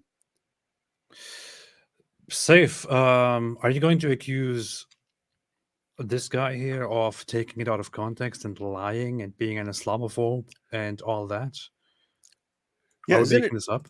Isn't it amazing that you can basically say exactly what Ibn Kathir says or exactly what the Quran says, and you're a racist bigot because you're not deliberately misrepresenting it like Scyf Talk does? Yeah. You have to misrepresent it. No, the Muslims are just hiding in Arabia, minding their own business, and the big bad Byzantines, who are already fighting a war, decided, you know what? Let's send our army down into Arabia. Go fight some Bedouins in the desert. That's what we want to do. And then those Bedouins come out to fight, and the Romans are like, "Who are you? Get out of here. We don't care about you." It even says here, this honorable ayah was revealed with the order to fight the people of the book. After the pagans were defeated, the people entered Allah's religion in large numbers, and the Arabian Peninsula was secured under the Muslim control. Allah commanded his messenger to fight the people of the scriptures, Jews and Christians, on the 9th year of Hijrah, and he prepared his armies, and so on. So this is a general command to fight the people of the book. To fight the Christians and the Jews after defeating the pagans, in order to then spread the religion of truth to them, Islam, or to make them subjects, or to enslave or kill them. That's what it is. This is the context according to Ibn Kathir. This is the context according to the Islamic scholars, according to the Islamic historians. Do you know better than them, dear Scyf Talk? So when I agree with these people, when I agree with Ibn Kathir and say it as he said it, are you going to say I'm lying? I'm misrepresenting it. I'm taking it out of context, although I'm doing exactly what the Islamic scholars would do. And look at what Scyf does. I mean, he accuses you of being dishonest when you're saying exactly what the Muslim sources say and what Islam teaches, and then every step of the way is, oh, look, I can go to this abrogated verse. Ha ha! Oh, I can completely just make something up about the historical context. Stupid Guys, how much deception do you need to see from the Dawah guys before people realize that that's just what they do? It's all they do. Liar! You're a liar! Yeah. Uthman's tomato ketchup said, Alan do Delilah. Islam can be reduced to 3 principles: do no harm, kill everyone, and the eyes are the last strap of the anus. Very profound. Thank you. Chloe said, I read 4 books on Charlemagne's life. Yes, he mass executed Saxon pagans, burnt their holy tree. However, Christ doesn't say to do violence. Momo did. Yes. Exactly our point and my point. Not exactly, but somewhat, yes. But thank you for your contribution to this topic. God's truth is not subject to man's opinion said. Not sure if this is related to the topic, but do Islamic scholars attest to plural of majesty in Quran? Yeah. Yeah, of course they do. That's the only possible Islamic explanation for Allah constantly referring to himself as we. We do lots of good stuff. And me and I think the live stream I did the other day with Anthony, I think we brought this up, but we did bring this up. The issue there, the problem that this presents for Islam is that what's the assumption? If Allah, in order to show how majestic and awesome he is, refers to himself with plural pronouns, the underlying assumption is that it's greater to be plural, right? So the Islamic view is that he's not really a we, but he calls himself a we to emphasize how great and majestic he is. Okay, well then being plural in some sense he's a wee lad is best, right? So notice in Islam, just going with the Quran, it's best to be one God, but somehow more majestic to be plural in some sense. So you're somehow plural. Well, that's starting to sound like the Trinity would be a greater God, right? One and plural somehow? Interesting. I should debate that with you. I will destroy you. I will annihilate you. I will humiliate you. You'll be humiliated like Scyf is humiliating you. Gornice Bulldozer said, what about those Islamic propaganda games? Yes. I agree. Giovanna Garcia said, it's sad how Islam destroyed Egypt and their connection to their ancestors and great history. It's such a rich and mysterious history. It is. There are often times where I look at Egyptian ideas. That there was this time I remember reading about Egyptian jokes, Egyptian humor. And it's very, very interesting to see the kind of stuff that they produced back then. But yeah, Islam is not the only one to blame here. But Islam is very much to blame for destructions of cultures. And yeah. So like I said, you're lying.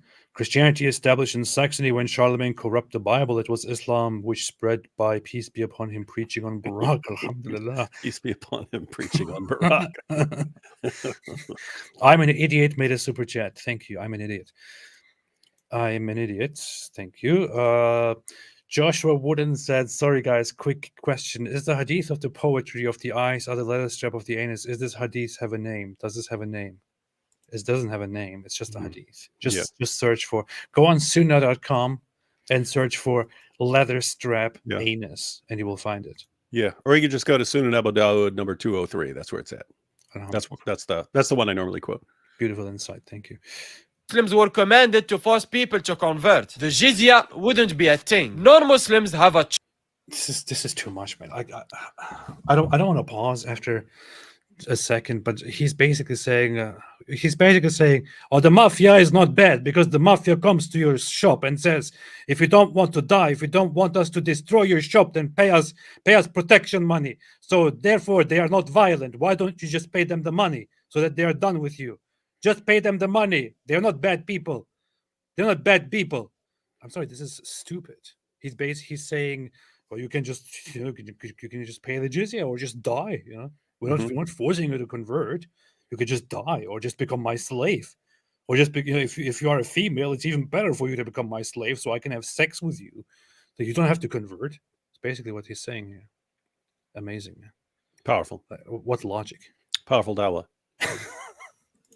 choice. Either convert or revert to Islam and pay the zakat, or stay as you are, don't accept Islam and pay the jizya. Either way, you are paying, Muslim or non-Muslim. And by following this command, Zakah and jizya are not comparable. Yeah, but notice that's exactly what I just said. The idea of, 929 was in response to 928 when Muhammad's tribe is complaining, how are we going to make money if we're severing ties with the polytheists? And he says, 929, you're going to fight the Jews and Christians until they pay you jizya. And we have an idea. You have different Muslims different Muslim scholars and different Muslim rulers deciding what the jizya is and so on. But the Jews of Khaybar had to give 50% of their annual produce. So it was a 50% payment. So imagine, that's beyond the mafia right there. If you have a store and you have to give 50% of what you make to the mafia, that's a pretty serious cut there. But that's what the Jews of Khaybar had to give as jizya. Yeah, there is a very interesting point that is made by historians on the spread of Islam, including, and I showed and praised this book many times because I love it. I like it. It's called In God's Path by Robert G. Hoyland. And he makes a very interesting point at the very beginnings, which is that when the Muslims were conquering, initially they didn't even bother converting the people to Islam. They just went out and just slaughtered and pillaged and conquered and had subjects. And the subjects were then subjected to the jizya, and they would, through their payments, contribute to the wealth of the Muslims. The Muslims would take from them the booty once they defeat them and loot them, and then they would charge a jizya. Over time, when people began converting to Islam in higher numbers in order to have a better status under the Muslims, it became a problem, and the Muslims told themselves or told each other, what should we do? Should we really bother converting people to Islam? Because by converting people to Islam, we are reducing a major source of income, the jizya, which helps us continue our empire. It was a big dilemma, which is why at times they specifically tried not to preach to the people they conquered, so that they could still use them as subjects who would pay a jizya. According to historians, it doesn't sound at all like it's just the same thing, Yeah, just the same thing, No problem at all. It is no problem. Anyway. and from Allah subhanahu wa ta'ala, the Muslims were able to stop the Roman invasion of the Muslim land and bring... Never happened. What Roman... Yeah, Scyf, simple point. What Roman invasion? What? Tell us. Explain it to us. We want to see it. We want to see the evidence of this Roman invasion of the Arabian desert. Please. We really want to see it. I really want to read about this Roman invasion. So guys, just notice here. So you've got the Romans over here and you've got the Persians over here. The Romans are fighting with the Persians, and the theory that we want to investigate is that the Romans just decide, hey, we're fighting this empire here, but you know what we really want to do? We want to go all the way down in the Arabian desert and fight some Bedouins. And then those Bedouins actually come up to fight the Romans, and the Romans don't even show up. They're like, who are you? Come on, get out of here, dude. Who are you? Seriously. Who do you think you are? We didn't even take you serious, you idiots. You idiots. You morons. Look at this Scyf Talk. Look at this. Look at this, dear Scyf Talk. Take a look at this. Here's a map of the Roman Empire in 117 AD at its greatest extent. This is 500 years before your dear friend Muhammad. And the farthest they went southward was here, this Hegra. I believe this is Madain Saleh, which in modern times, or after Islam. They didn't even bother to go further south. They never because did. It's a desert. They never bothered. Mecca is down here. They never bothered to go down there because there was nothing there. Your entire Islamic perspective, which, by the way, Muslims are told when they are raised in Islam, that Mecca was a very, very important place. It was a center of trade. It mattered so much to the world. Nobody even cared. Nobody even knew about it. It's not even on people's maps. They don't care. That's how little they care about it. I mean, guys, just think about it. So according to the theory here, the Romans, who again are at war with the Persian Empire, decide, you know what we need to do? We need to go down to Medina and Mecca, and because I heard they've got a date palm tree down there. Someone's got a date palm tree. I want those date palms. Let's march an entire army hundreds of miles through the desert to get those date palms. We really need those. No, they thought there is a box down there. It's a very mysterious box. What's there's a big pagan cube. We gotta have that pagan cube. We love it. What's inside that box? We want to go down there. We want to go down there like Abraham and just walk circles around that thing. Yeah, I want to open that box. I want to see what's inside. What's in the box? It's like a big present waiting on us. What's inside? We gotta have it. Peace and protection to the people of the region. Allah does not forbid you from those who do not fight you because of religion. My goodness. This is number 3. Yes, Scyf Talk. This is the Allah does not forbid you. What does it say? It says Allah does not forbid you. Does it say Allah commands you to be just and kind and forgiving to those? No, it says this is Allah why does not forbid you. This is why I feel like it's 2005, right? Because notice he gave 2 of the big 3. So the big 3 were Surah 2, verse 256. There's no compulsion in religion. There's Surah 5, verse 32, which gets misquoted as, if anyone kills a man, it's as if he's killed all mankind. And then you've got Surah 60, verse 8. Allah does not forbid you from those who do not fight you because of religion and do not expel you from your homes. Couple problems here. Let me pull up. Here we go. Surah 60, verse 8. Tafsir Jalalain. Tafsir Jalalain. God does not forbid you in regard to those who did not wage war against you from among the disbelievers on account of religion and did not expel you from your homes, that you should treat them kindly, blah, blah, blah, is an inclusive substitution, blah, blah, blah, blah, blah, and deal with them justly. This was revealed before the command to fight against them. He says it's been abrogated. Even if we took this verse, even if you took it, it does not say, oh yeah, you be at peace with everyone all the time. Yeah, it says Allah does not forbid you from to be okay or to be righteous toward those who treated you justly. He does not forbid you. Yeah. It doesn't say anything aside from that. It still says fight those who do not believe in Allah, who do not believe in Islam. Yeah. Notice what it said. So again, what AP just pointed out, even if you go with this verse and assume that it's never been abrogated and that it still applies, Allah doesn't forbid you. Allah doesn't say it's haram for you to be righteous towards somebody and to act justly towards an unbeliever. Is that a command to not subjugate them? No, he's saying if you don't want to, you don't have to. It's not haram if you don't subjugate them. Yeah. Right. And so that's just going with what the verse says. That's one issue. It's not saying what Scyf Talk says it says. Two, you go to Tafsir Jalalain, it says this was revealed before the command to fight these people. Therefore, it's been abrogated. Why? Because now you're commanded to fight these people. You have to fight them just because of their beliefs. You have commands later on to fight people based on their beliefs. And so it's been abrogated. But another problem here, as far as this not being violent, so this is Surah 60, verse 8. You go back just 4 verses earlier, where Abraham is set up as an example for Muslims. And if you look at what he says, you don't get the impression that Islam is wonderful and peaceful. So notice he's quoting Surah 60, verse 8, the example in the passage. Here we go.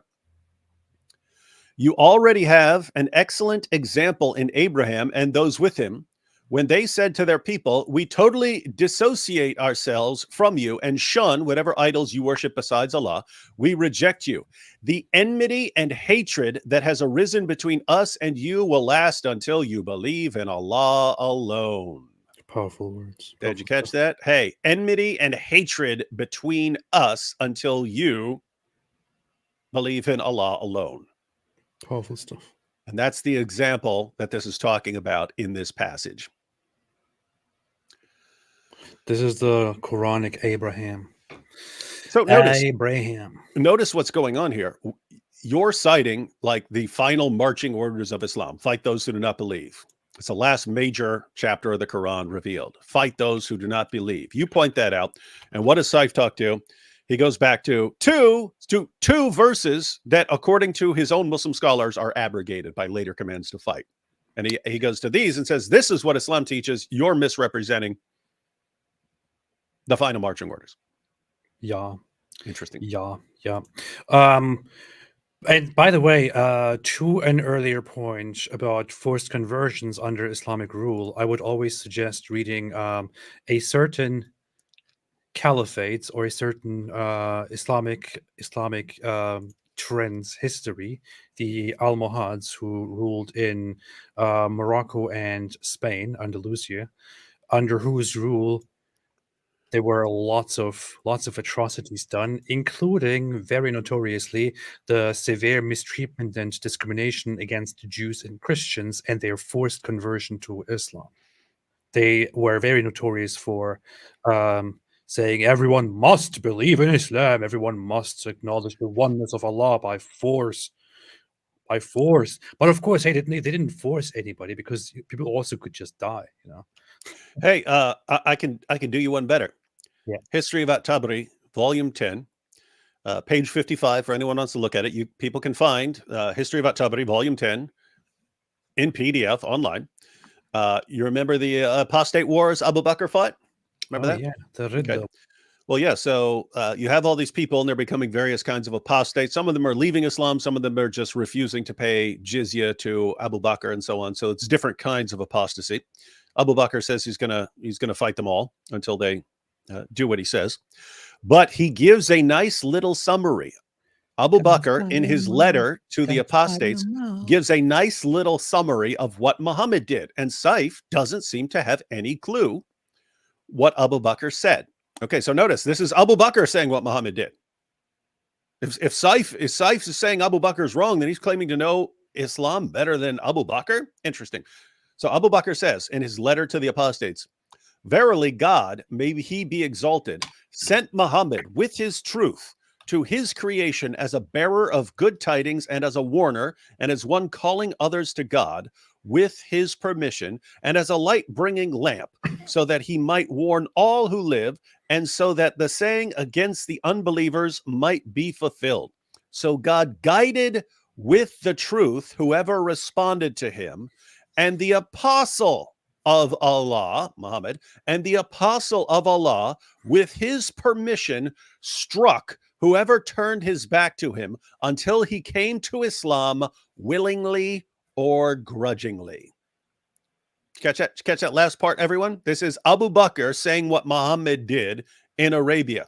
The apostle of God, the apostle of Allah, with his permission, struck whoever turned his back to him until he came to Islam willingly or grudgingly. Whether he wanted to come to Islam in Arabia or didn't want to come to Islam in Arabia, you were coming to Islam in Arabia, struck everyone who turned his back to him. This is, of course, David Wood is being very illogical right now because he is clearly telling us. David Wood doesn't know what he's talking about. He's quoting Abu Bakr. Who cares about Abu Bakr? I'm Scyf. I know better. Every modern he's clearly showing us that people could come willingly or grudgingly, or they could just die. So if they can die, then that means they are not being forcibly converted to Islam. This is very stupid. I don't even know how to respond to this.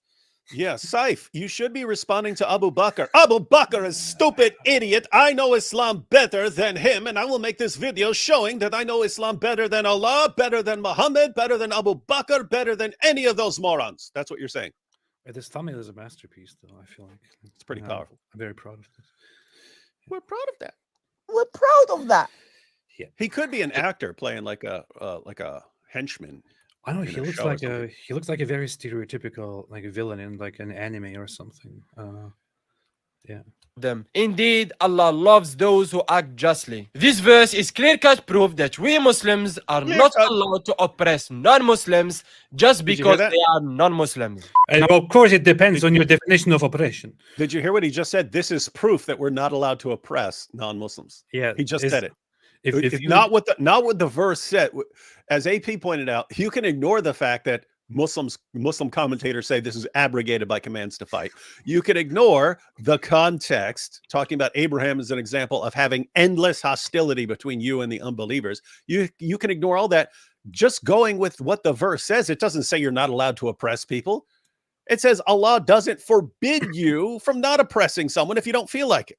That's what it says. And again, abrogated. Wow. My mommy said I am allowed to go outside. That means she's forcing me to go outside.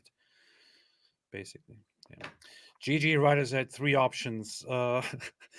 1, slaves of Allah. 2, slaves of Muslims. 3, Muslims fight you to the death. And or real slavery, fair and peaceful. Exactly. See? They have a choice.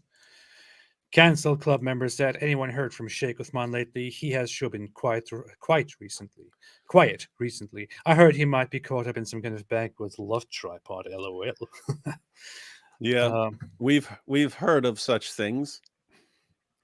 And not surprising at all. Yeah. Isn't it, by the way, isn't it interesting that like,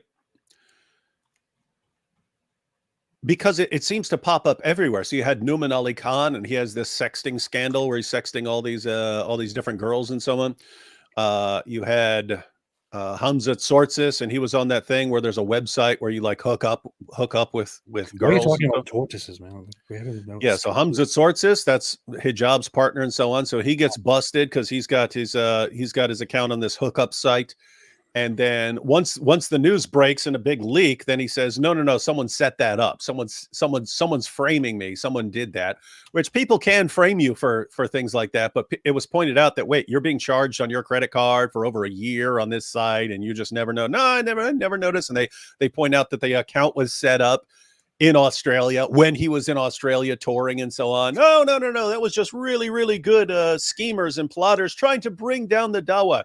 And so there's that, and of course, Sheikh Uthman banging his buddy's wife when she's still married to the guy, apparently. And I mean, Muhammad Hijab and Ali Dawa, Daniel Hakikachu, they're all talking about marrying kids and having secret second wives and all sorts of stuff. And it's like, these are the guys lecturing us all on morality.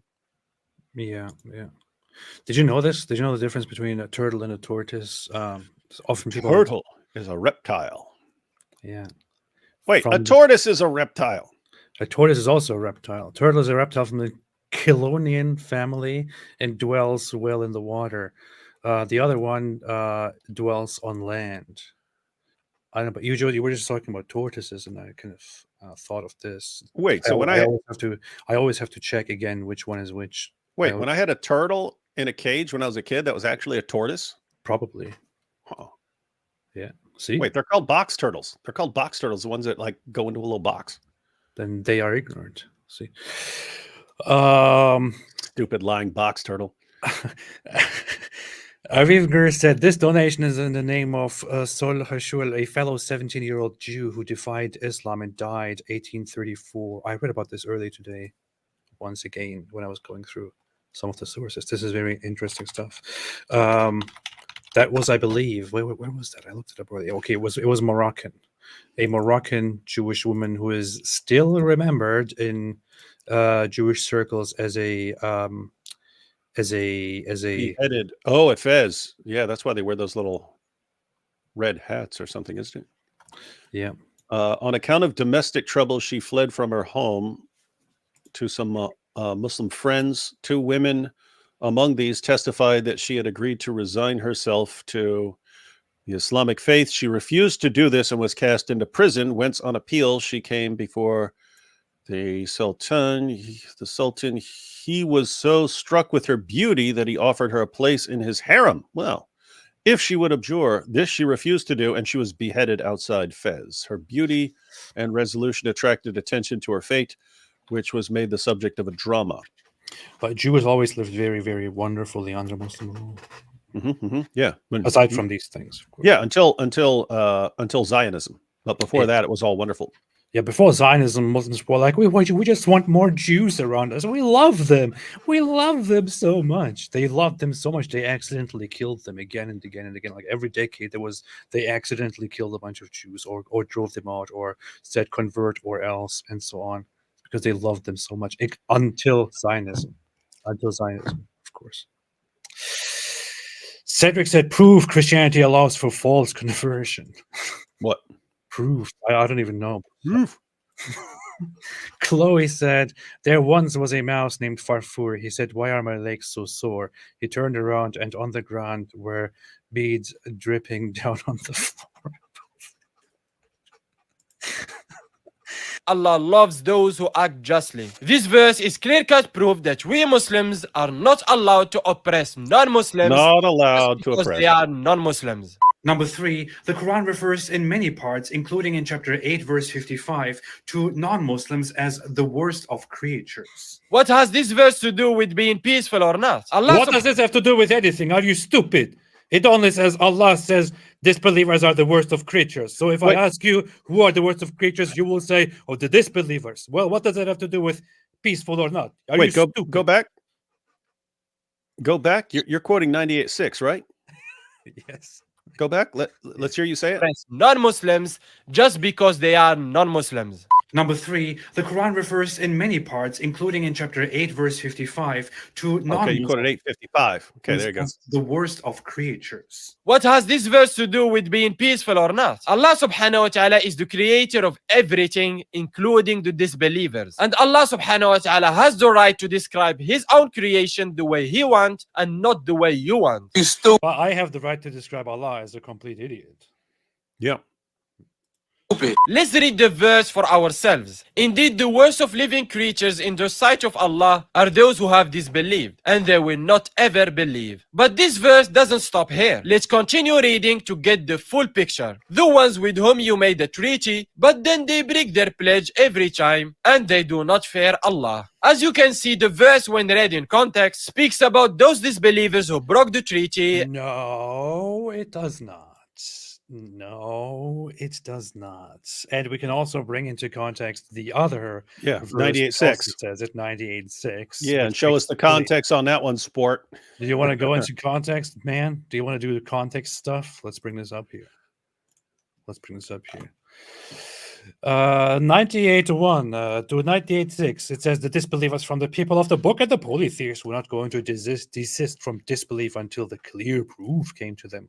A messenger from Allah reciting scrolls of utmost purity. This translation makes the Quran sound much smarter than it actually is. Yeah, go to Hilali Khan. There it goes. Wait, Hilali. No, I want to look at what happened, man? Okay, I want to look at Sahih International. Okay, I will just open the other one too. Hilali Khan. I don't even see it. Oh, here. Okay, got it. All right. Let's say, those who disbelieved among the people of the scripture and the polytheists were not to be parted from misbelief until there came to them clear evidence. Yeah. A messenger from Allah reciting purified scriptures, within which are correct writings. Nor did those who were given the scripture become divided until after there had come to them clear evidence.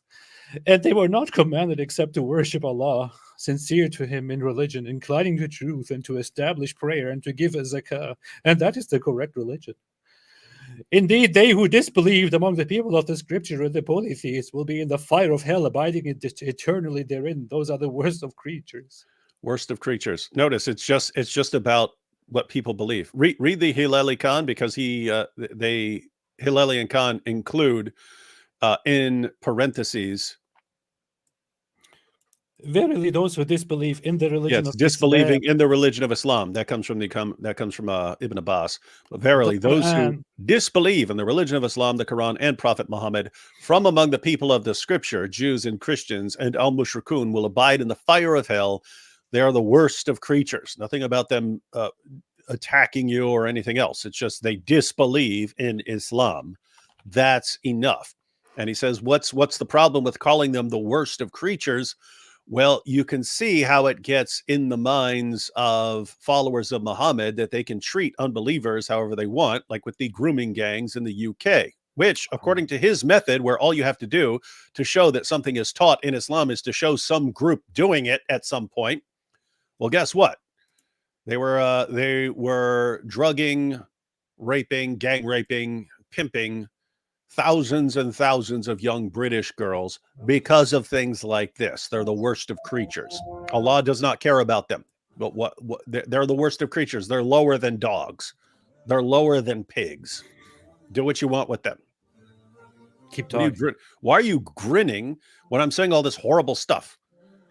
Because I'm playing background music, man. So let's read this again. Verily, those who disbelieve in the religion of Islam, the Quran, and Prophet Muhammad sallallahu alaihi wasallam from among the people of the scripture, Jews and Christians, and al-mushrikun will abide in the fire of hell. They are the worst of creatures. Hey, you know what we need? Shake Your Booty reads the Quran. Yeah, definitely, definitely. This is very disrespectful stuff. Anyway, so this is clearly talking about disbelievers for their beliefs, not just about people who do stuff. Has Scyf spoken truthfully about in response to anything so far? Like, has he been just completely correct in anything he said so far? He did say that I'm an ex-Muslim. Oh, okay. There we go. Okay, got that right then. Yeah. So, gotta give him credit where credit is due. So here's what I'm doing when I give my apologetics from 15 years ago. Ha ha. Mrejunjai said, as a Hindu from India, I think all religions must unite against this absolute cult, i.e. Islam, keeping aside all the differences in theism, because I believe no other religion forces their concept down your throat like this one. I agree largely. I had a friend named Largely. The real masquerade said Ibn Kafir. Interesting. Giovanni Garcia said, bro, just admitted to being an ancient mafia. You know, it'd be a shame if you did not convert. And if Hughes didn't convert. Hughes didn't convert, yeah. And something happened to your peoples. Yeah. You can do that better, probably. Yeah. I saw a Sopranos clip where they're trying to do this, but it's to like a Starbucks or something. The guy's like, we don't have extra money to give you guys, but you know, you might need some protection for your business, eh? And the guy's like, what? No, it doesn't work. They count every bean. There's nothing to give you guys, and they're all ticked off because modern technology is ruining the way things used to be. But that's Islam. That's Islam. The entire world is screwing up how Islam works now. That's the beauty of Islam. Alhamdulillah. speaks about those disbelievers who broke the treaty and their pledge. No, it does According not. to Tafsir Sa'di, those disbelievers combine these three qualities: disbelief, lack of faith, and betrayal. Again, nothing about this verse is against peace. Allah I don't even know much about this tafsir. What is this?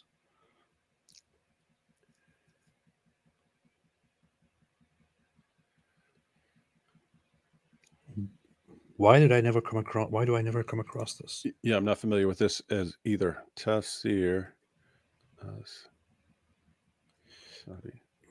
I'm pretty sure I heard of it, but I've never heard anybody use this. Or I've never seen anyone cite this, at least that I recall. He's mentioning it like it's a very commonly known thing. I've throughout my Muslim life or my non-Muslim ex-Muslim life, I never heard anyone reference this, which is very interesting. Complete translation by Sheikh Yabudi of the brilliant tafsir by Sheikh Abdul Rahman al-Sadi. Okay, not Sheikh Yabudi. Sorry, I misread this. Interesting stuff. A very recent scholar. This is Salafi stuff. Explicit Salafi stuff. Interesting. Tafsir Sa'di, about those disbelievers who broke the treaty and their pledge. According to Tafsir Sa'di, those disbelievers combine these three qualities: disbelief, lack of faith, and betrayal. Again, Lack of faith? combine these three qualities: disbelief, lack of faith, and betrayal. Combine these three qualities. Disbelief, context, speaks about those disbelievers who broke the treaty and their pledge. According to Tafsir Sa'di, those disbelievers combine these three qualities: disbelief, lack of faith, and betrayal. Again, nothing about this verse is against peace. Allah subhanahu wa ta'ala. I don't even get it. What? It's about those disbelievers who broke the treaty and their pledge. According to Tafsir Sa'di, those disbelievers combine these three qualities. Which disbelievers? Are you talking about those disbelievers addressed in these Quran verses? Because if that's what you're talking about, then you are basically agreeing with me here. Disbelief, lack of faith, and betrayal. If this tafsir is saying that those disbelievers whom the Quran describes as worst of creatures are those who have the combined traits of disbelief. Wait. These three qualities: disbelief, belief, lack of faith, which is very strange. What is the difference between disbelief and lack of faith? Faith and betrayal. Then this means anybody who disbelieves can just be put into this group and therefore condemned as the worst of creatures. That's how Islamic scholars understood it throughout history. I don't even get it. By the way, I looked up Al-Sadi on Surah 98, verse 6, as far as it is they who are the worst of people. He says, because they learned about the truth, but they ignored it, so they became losers in this world and the hereafter. Wow. Nothing about betraying people or anything else. So wow. You heard the truth, you ignored it, and so you're the worst of creatures. Wow. That's his commentary that he said go to. This is fantastic, man. This is just fantastic. This is great. Again, nothing about this verse is against peace. Allah subhanahu wa ta'ala and his creation, who are you to come in between? You stupid. Number 4, Islam commands. No, I want to get to a certain point here, which is actually what is very relevant. Now, his first question in response to my point was, what does this have to do with peaceful? I will tell you what this has to do with peaceful. If I ask you, hey, who are the worst of creatures? Then you, or somebody who understands the situation better, maybe not you, will say, the disbelievers, the polytheists, the Christians, the Jews, those who don't believe, they are the worst of creatures. So it's not just Allah who's saying we are the worst of creatures. If I ask you, you will acknowledge that this is the truth according to Allah.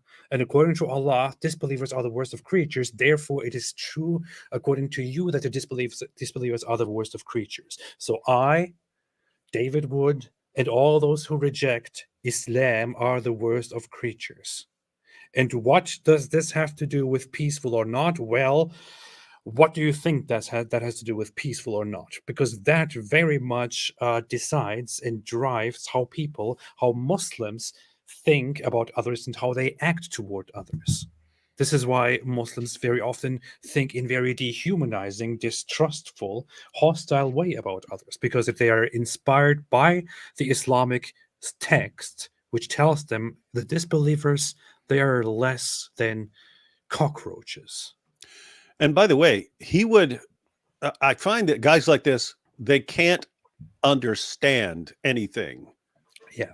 Because they've absorbed these ideas. So they don't understand how messed up fight those who do not believe in Allah sounds to people, because it's built in their heads that this is all wonderful stuff. They don't absorb how messed up, hey, these guys are the non-believers. Christians and Jews are the worst of creatures. They don't understand how this sounds because they've absorbed the idea. Suddenly, if you can just ask them, what if someone were walking around saying Muslims are the worst of creatures? Muslims are the worst of creatures, and we must fight them. We must fight anyone who believes in Allah.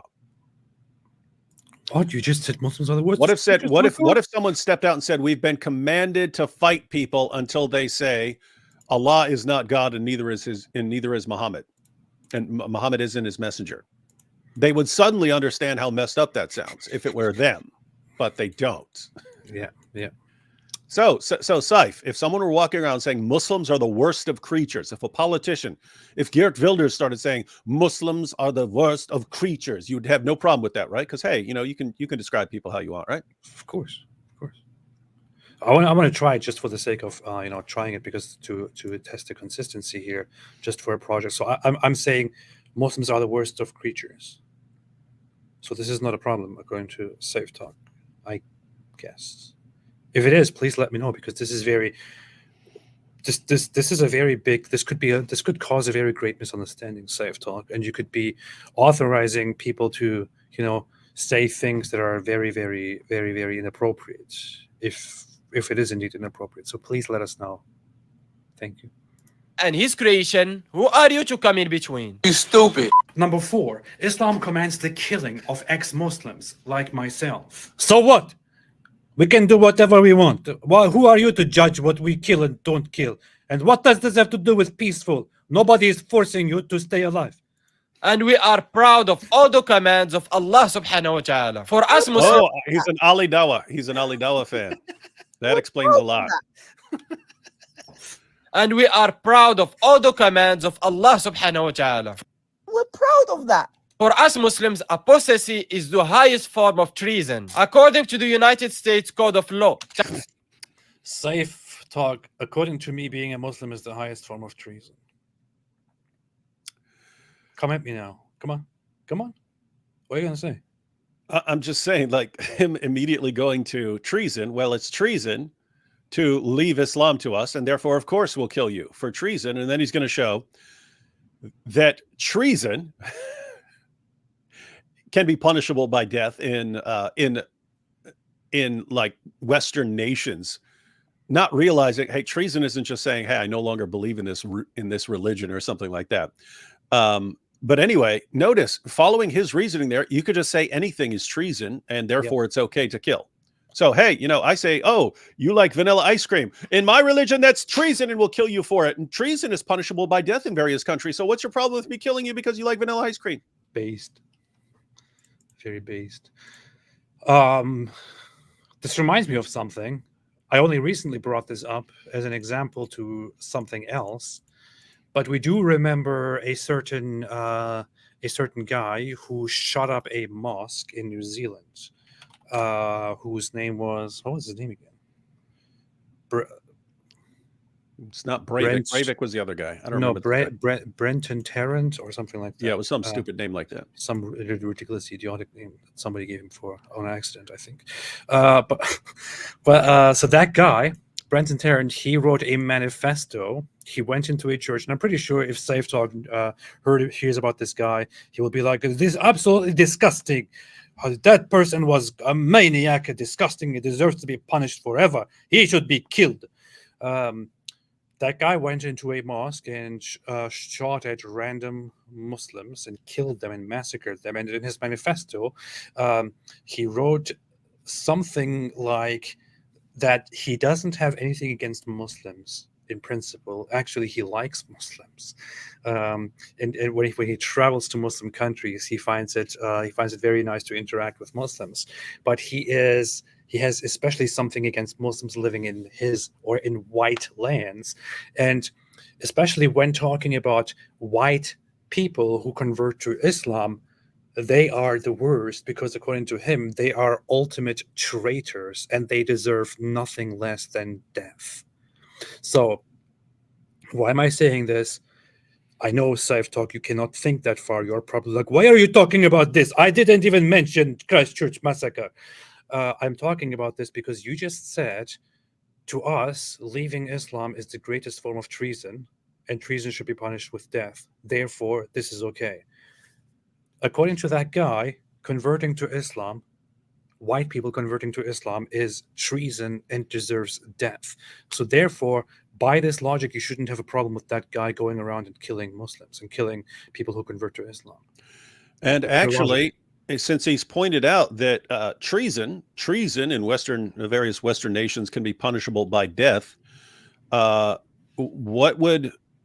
what could someone say about the Muslims who are striving towards a future where they actually impose Sharia? You could accuse them all of treason, according to Scyf Talk right here. You could just say, hey, these guys trying to overthrow Western society and establish Sharia, that's all treason, and treason is punishable by death. You could say that according to Scyf Talk here. Suddenly, he'd probably have a problem with it.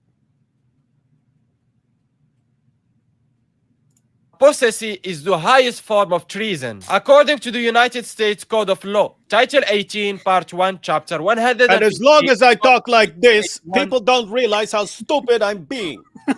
Treason. Whoever owing allegiance to the United States levies war against them or adheres to their enemies, giving them aid and comfort within the United States or elsewhere, is guilty of treason and shall suffer death, or shall be imprisoned not less than 5 years and fined under this title but not less than $10,000, and shall be incapable of holding any office under the United States. If treason to the United States can be punished by death, then what about being an open enemy to Allah, our Creator, and rejecting His command? I am an open enemy, and by the way, We're notice proud that of wouldn't that. just apply. That what he just said would not just apply to apostates. He said if you're being an enemy to Allah. Yeah. Okay, well that's non-Muslims in general, right? So why was he saying that Islam doesn't call for the violent subjugation? He's saying that would all be treason. He's defining treason as treason against God. Okay. Well, aren't all Christians, Jews, atheists, isn't everyone committing treason like this? So why are you saying that Islam doesn't call for us to be exterminated here? But there is no forced conversion and there is no oppression. You can just choose to stay alive and to convert to Islam or to pay jizya protection money. But if you don't want to pay protection money, then we will kill you. And if I say it like this, you won't realize how stupid it is. I bet his followers are all like, "Oh, this is so brilliant! This is so brilliant! Wow, you're really showing them." I never thought about this, guys. He has not. What has he said that is correct from an Islamic perspective, or that makes what has he said that makes any sense at all? He said that I'm an ex-Muslim. I already told you. You're saying Islam is violent because it says if you leave the religion, you'll get killed. Yeah. Okay. Guess what? That's violent. What's his response? Of course it is. Of course we'll kill you. It's treason. Okay, so you agree. like notice you can say, hey, okay, we view that as treason. It's violent, right? I mean, it is violent. It's not peaceful to kill AP because he decides that Muhammad is the most obvious false prophet in history. Scyf Talk, your video response here, which is supposed to debunk me, apparently, it should go like this. Yes, you are right. It's not peaceful. It is violent. It is intolerant. And we're proud of that. And we're proud of that. So what? What's your point, AP? What's your point? That's how it should go. Why are you trying to make a refutation when you are basically proving my point over and over again here, and then acting I'm misrepresenting Islam? What is happening here? Acknowledge that it's not peaceful and be proud of it if you want to do that. Be proud of that if you want to do that. We're proud of that. The others who see your pride about the violence and intolerance of Islam, we will point at it and say, look, Islam is barbaric, savagery, it is intolerant, it is not peaceful, which is why we should not tolerate it. Which is why we should not, make excuses for it. We should expose it. And hey, we're proud of that. If you don't like it, get the hell out of here, man. There any treason more than the rejection of the laws of the King of Kings? And this command. Yes, there is. Also, so here's the thing. I have seen lots of people say, in Islam, leaving the religion is treason. Therefore, there is a death penalty. Same thing in the United States. If you commit treason, then there is a death penalty. This is the first time that I'm actually seeing somebody do it differently and say that, according to us, is treason. That is the highest form of treason, which deserves death. In the United States, this is a form of treason, and the penalty is death. So what's the point? We can just define what treason is and can kill you accordingly. I've only seen other people make like a false equivalence and say, treason is illegal in the United States. This is the first time that I'm seeing somebody actually say, we can just redefine treason and then kill you, and it shouldn't be a problem. Well, good luck with that, man, because to me, what you're just doing here is treason. Yeah. How about that? And notice, I mean, it's kind of relevant to what counts as treason. So the sort of treason you'd be executed for in the U.S. is you work for the government and you're funneling secrets to the Soviet Union to help them in their war to overthrow you. That's treason. They would put you to death for that sort of thing. And he's just saying, hey, if you change your belief and you examine the evidence, you conclude, hey, man, Muhammad, this guy who had sex with a little girl and took the wife of his own adopted son, this guy who thought he was demon possessed and was a victim of black magic and delivered these revelations, and later came back and said that Satan tricked him into delivering these revelations. This guy, there's no way I'm believing in this guy. That is the highest form of treason. You're executed. And it's just like treason in the United States. Of course, David. Do you not know that if you go to a different country and you give up your U.S. citizenship and you accept the citizenship of a different country, then you are treason and you will be punished by death. Same thing. That's the equivalent that should be made here, which is of course stupid because such a thing doesn't exist, because the United States is not Islam. You're welcome. Theo Wolfie said, you see, David, why are you associating with atheist AP? Atheists eat babies. You see, David is a secular liberal, not Christian. Got a point here. This is powerful stuff, man. This is exactly what Daniel Kikic would say. Probably. Exactly. This might be Daniel Kikic, actually. Joshua Wooden said, Imam Dead Eyes or Sheikh Oil Salesman, and I don't mock people often, but he's the mush mouth of the Dawagandists. Defend Islam by not making a defense. He's making a violent defense, so there's that. What are you talking about? He refuted you. He told you Islam is not peaceful. Islam is violent. But how dare you say Islam is not peaceful? Are you stupid? They said mush mouth at... You remember Mushmouth from the Cosby Kids? I don't know before your time. No, I don't. Mushmouth was a character on the Cosby Kids. Oh, really? Yeah, I don't know if the commenter was referring specifically to that Mushmouth, but oh, I see. Yeah. Are you going to add something to it, or no? It looked like you were going to say something. Okay. Chloe said there once was a man. I was about to start impersonating Mushmouth, but I decided against it. But go ahead. That's what I thought. Chloe said there once was a man named Muhammad. His name and his fame were both widespread. He hopped on a donkey and said, "Don't make me splunky. There's a child that awaits in my bed."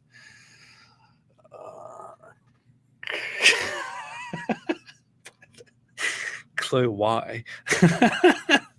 I love these, by the way. You should write all of these down. You should write all of these down. You should make a little. You should have a little. You should write a book with all of these little bits here. I love it. Yeah, Chloe, that could become like your thing. You just post these on Twitter all the time. This is pretty good work. This is pretty impressive, to be honest. Mercedes F1 fan, who is our enemy, said, "I left Islam and my family want me to meet Allah." Well, don't meet Allah. Yeah, Mercedes used to respond by criticizing us in the super chats. It was always weird because he would tell us we're wrong, but he would put it in a super chat and then announce that he was no longer a Muslim. That's good. That's good. That's very based. We're proud of that. Sir Dr. Whitemeat gifted memberships to other people. That's very, very noble, and we're proud of that. And Mawaf here also gifted memberships to people, and I'm very proud of that. That's fine. Suddenly I'm getting a lot of memberships here because of live streams, I guess, which is good. It's very nice to see people here in the chat with green names and little prophet logos next to their names. It's great to see. It makes me happy. It's like a community. There is no compulsion in liking this stream, but if you don't, we will regard you as guilty of treason and execute you. And what is wrong with killing traitors? Everybody does it. Yes, everyone does it. If the AK is the Muslim gun, what is the Christian one? I don't know. What is it, David? Right here. Sure. Please take my Danish shekels. Love David Wood. AP is cool too. No, I'm deleting this comment and banning you. Thank you. Chloe said, when little Aisha checked her cupboard, she found a man hiding in it named Muhammad. Mom, she did shout, and then the man stepped out saying, let's all hop in your bed.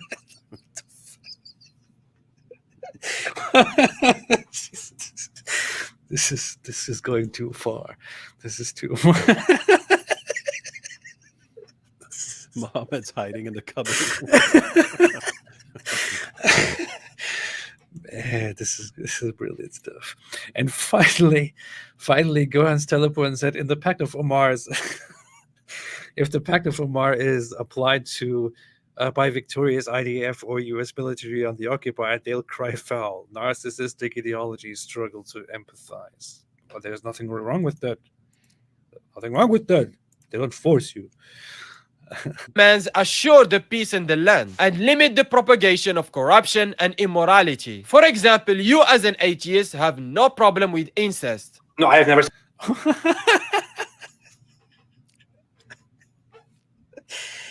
Oh boy. See? Look at this. These commands assure the peace in the land and limit the propagation of corruption and immorality. For example, you as an atheist have no problem with incest. No, I have never said that. You said that. You think incest is okay? I have never said that. Are you sure about that? So if two sisters or if two brothers have incest sexual relationship, there's nothing. I can't see anything wrong with it, right? Well, there is actually nothing wrong with it. I have never said that. I have never said that. If a brother and sister, if they absolutely make sure that they don't have kids, then there's also nothing wrong with it. Well, yeah. I have never said that. Tell me what. Now, given that, I would say, even within the context, AP exposed. Even within the context that this was said back then, I would develop on it and disagree with the response. But even without the context considered, let's say I don't give the context at all. In those videos, did I say there is nothing wrong with incest? Yes. We just saw it, man. In your face. You're gonna deny it. We just saw video. We have actual video footage compiled by these guys.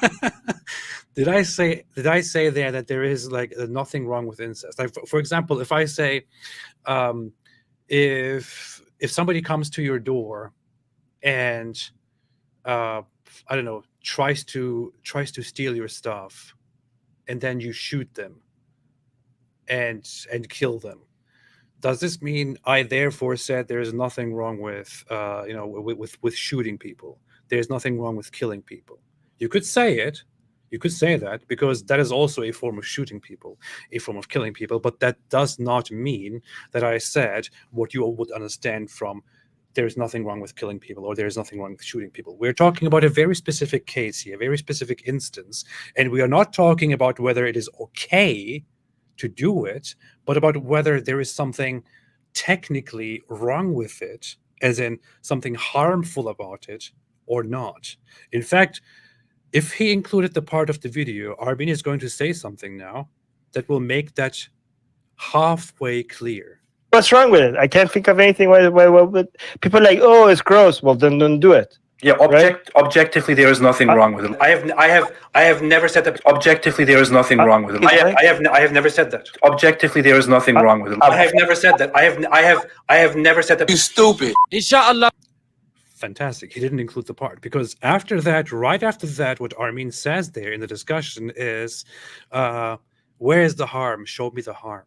Where is the harm? That's what he says, which shows that we were specifically having a discussion about harm, about what should and should not be banned in a society based on whether it is harmful or not. And there we were discussing, if such a case occurs, if there was a case of an incestuous relationship between between two sisters, for example, who can procreate together and who can therefore not cause a baby to come into existence with severe genetic problems, there would be objectively no harm involved. That's what the discussion was about. That's what that was about. So me saying there that there is nothing wrong with it, there's objectively nothing wrong with it, is me saying there's objectively nothing wrong or no harm in that situation. What it means is not that I said incest is okay. And this guy really wants to talk about context here. Why stuttering? Oh, it's gross. Well, then Object said that. Countries, these are. I have never said that. You stupid. Inshallah. So this is also very stupid. This doesn't even make sense. I made videos around that time where I talked about incest in Islam and how Islam's practice, or the common Muslim practice of cousin marriage, causes problems, including genetic problems. Why would I do that while I also think there is nothing wrong with incest? That doesn't even make any sense. It is stupid, which shows that that's not what I said at all. But this is what they do. He accuses the other side of being dishonest. Then he puts something like this out here to deliberately misrepresent. To be very honest, I don't think that this guy deliberately misrepresented me, because I think this guy's actually stupid. I don't think this guy gets it. Well, in his defense, you shouldn't have been defending incest. Shut up. He will take it seriously. He doesn't get it. Even here, David Wood has admitted that AP openly supports incest. You heard it right from David Wood here, with whom he's streaming all the time. If even David Wood is saying it, why would I not say it? Here you have seen the proof. This is proof that killing apostates is perfectly fine with us. Man. To stop their incest. Allah will never allow in our Muslim countries this act of immorality. That's why. Yeah, you only allow child marriage, rape. Yes, we only allow boning little 11-month-old babies, but we get the parental permission first. We get the consent before we have sex with the 11-month-old baby. Yeah. You want to show clips of people who saying something without actually taking them out of context, without twisting them. Let me show you this beautiful video that I always like to show to everybody. This beautiful, beautiful little video here. Beautiful video here. Let's have this beautiful video of the kind of stuff that Islam spreads. Let's have a look at Islamic morality. And then let's look at whether we should prevent it or allow it.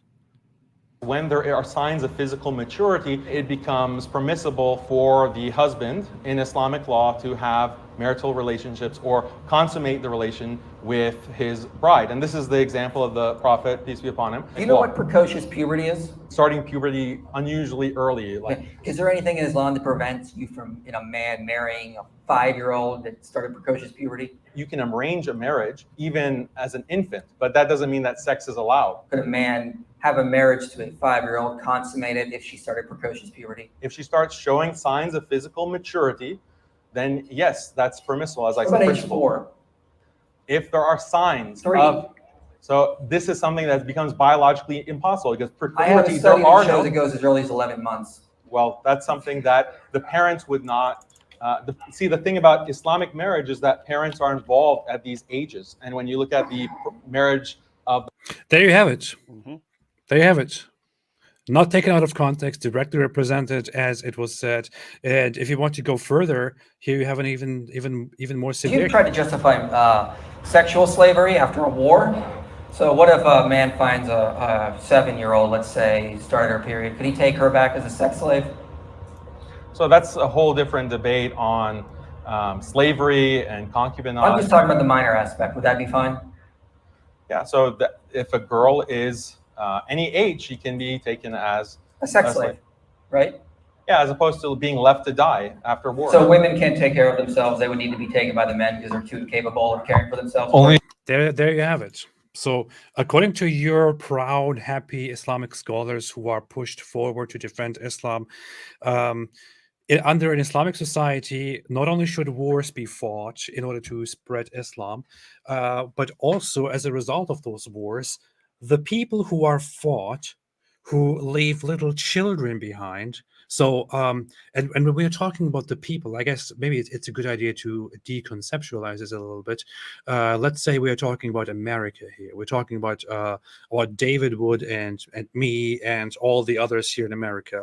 Regular American families or regular Western families, regular non-Muslim families in non-Muslim societies. Let's talk about Israel, for example. It would be a duty upon people like Daniel Akikichu to come and fight us in order to turn our countries into an Islamic land, in order to spread Islam. If they then fight us and they defeat us, and we have little children that are 3 years old or 4 years old, he just said it, 7, 4, 7, 9, doesn't matter.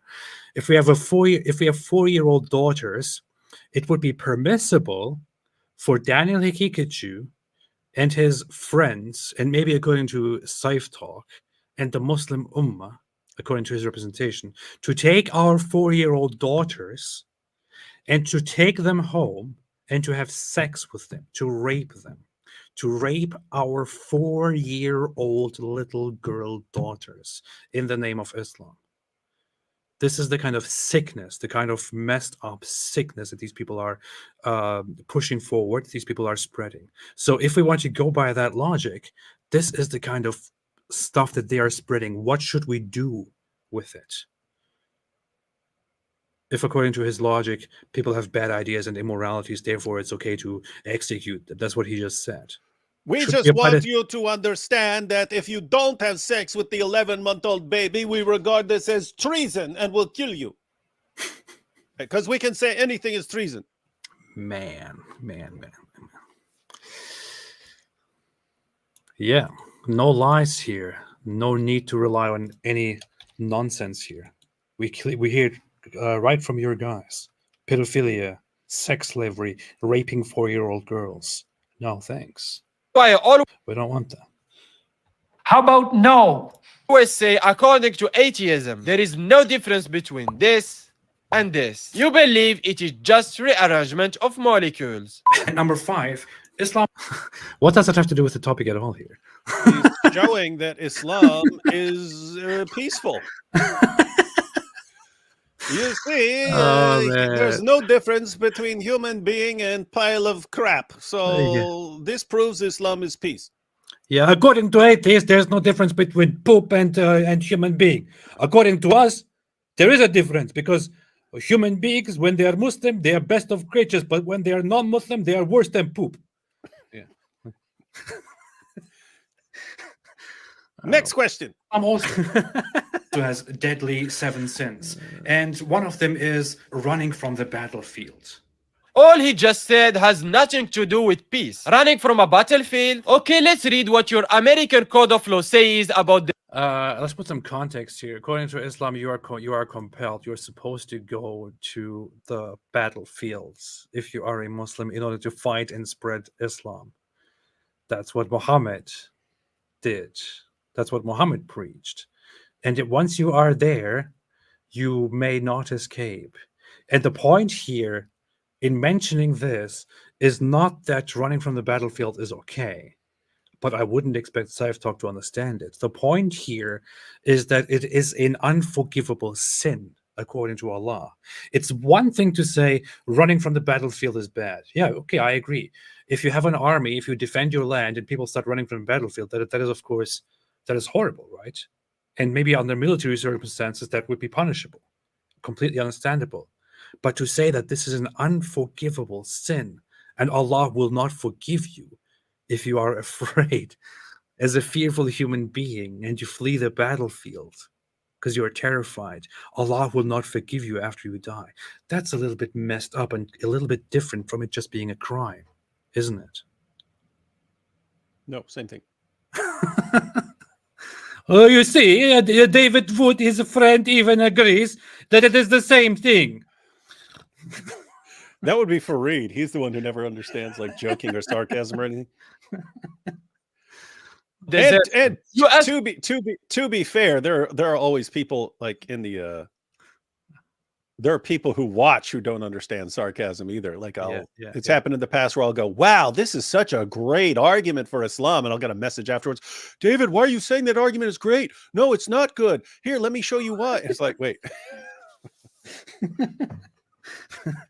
Yeah, man. David Wood's about to convert to Islam. He said the argument is great.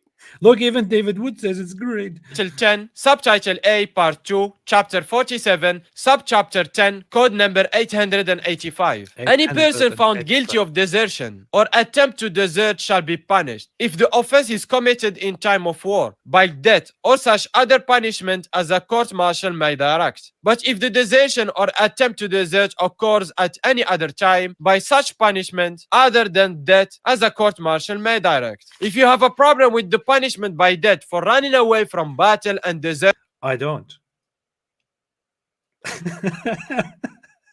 Scyf Talk, it might be very surprising to you to hear this, but I actually don't have a problem with it at all. And there's also nothing that I ever argued. There's also not something that I said in the very clip that you're responding to. But you will probably not understand it. David, is this really unclear? Seriously. Man, this is just... You're just mad because you've been humiliated by Scyf. Is it really unclear that what I'm saying is not a punishment for running from the battlefield is bad? That's not what I'm saying at all. What I'm saying is that Allah is so messed up that something as petty as running from the battlefield, which can happen to any human, because humans are fearful. Humans can fear for their lives and run away. That is an unforgivable sin, according to Allah. I don't care if it's punishable by death or not. What I'm talking about is specifically that part. Allah cares so much about it that He will not forgive you if you run away, if you are afraid. That's what you should be understanding. Man, this guy. Then you have a problem with your own country. And I'm sure every single country in the world agrees with the same laws of desertion. I don't understand how a person can claim to be an atheist and keep using moral arguments against Islam and religion. Go find your source of morality, then... What? Why does he sound like he yells the entire time? Like, I feel like he's gotten louder. Yeah. Like he's getting angrier and angrier. Let's see, man. And I need to hold everyone's attention, so I speak louder like this. Ah! Well, let me compare. Can I take anything you say seriously when you make such against Islam and religion? Go find your source of morality, then come. It never happened, and the Saxon wars were just fiction. It's your source of morality. It's true. He just became louder and louder. And he's very loud and even more dead-eyed. Like we can see his soul slowly being sucked out of him as longer he goes. I don't think this is healthy, Scyf Talk. You should maybe look for something. I don't know. Drink water. Islam and religion. Go find your source of morality. That sounded very dangerous. I thought he was going to say something else here. Go find something else. Against Islam and religion. Go find your source of morality, then come and judge Islam with it. Until then, you are without moral objectivity and have no legs to stand on when it comes to morality. So if two sisters or if two... This is the fantastic thing that I will always get this response from Muslims. Like this is the fantastic thing that Muhammad Hijab will go to. It's like, why are you criticizing Islam? Why are you saying killing apostates is bad? Why are you saying it's bad? You're an atheist. You don't even have objective moral standards. And what they are imagining is if they broke into my house and I I woke up and I saw them, and I went there with a gun, Mohammed Hijab would just stay there and be like, "Hey, wait, hold on. You're an atheist. You're an atheist.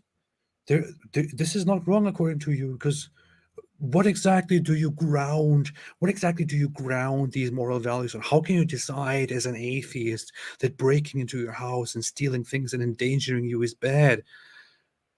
Hey, you know what? While you're talking about that, I'll go boom, boom, boom, boom, dead. But by the way, notice it's all completely irrelevant. Your point is that this stuff is violent, right? Yeah, Islam calls for violence, and you're responding to people who like say, "No, it's peace and tolerance. No, man, no compulsion in religion." So you make a video saying, "Hey, this is violent." I mean, you don't need an objective moral foundation to say that this is violent. You just need a definition of what violence is, and like something like killing apostates. I mean, that would be violent, right? So you shouldn't be objecting. You should say, yes, this is violent. So AP is right. Islam is violent. What's your point? That should be the response. Exactly. I can be an observer. I can be like, if I was, let's go by your stupid Islamic logic here and say, or by your stupid Islamic apologetics logic and say, yeah, you are correct. I am an atheist. Therefore, I cannot have any objective moral values. I cannot ground my objective moral values on anything at all. Therefore, I am a complete moral nihilist in every single sense. I don't have any ideas or any opinions. I am just an observer. I lean back. I see these two groups. They're talking about peace. I can, if I sit down and observe these two groups, still decide that one of those two sides is actually more peaceful than the other side. It doesn't matter whether I can ground my morality on, an objective basis or not. What I'm pointing out here is, yeah, Islam is definitely not peaceful as we would understand it. It is not peaceful. It is violent. It is intolerant. It is oppressive. Your response to that is just incredibly idiotic. That's it, man.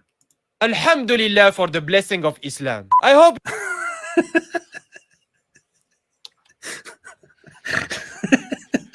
the blessing of Islam, which has produced so many wonderful countries that everyone wants to live in, and for some reason they just want to move to the West.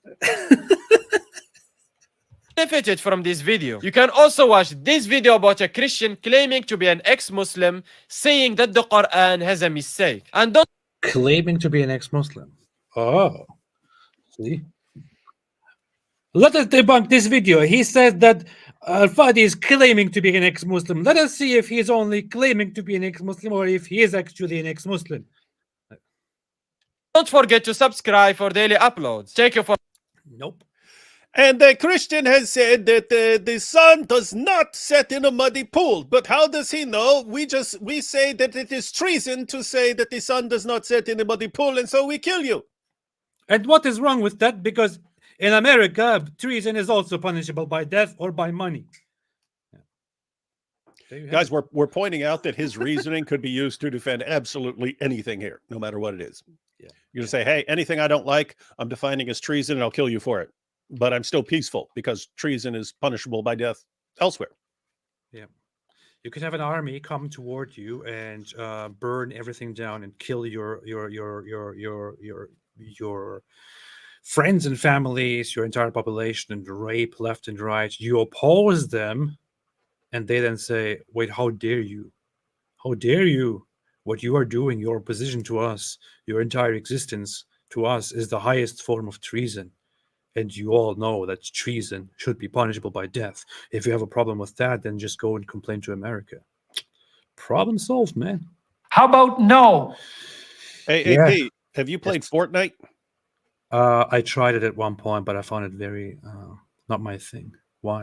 I don't know, because it just popped up on the news that the Israeli mother said her teenage kids who are hostages in Gaza, they compared their captivity to Fortnite. So I don't know what that means. And it says beyond imagination. So I don't know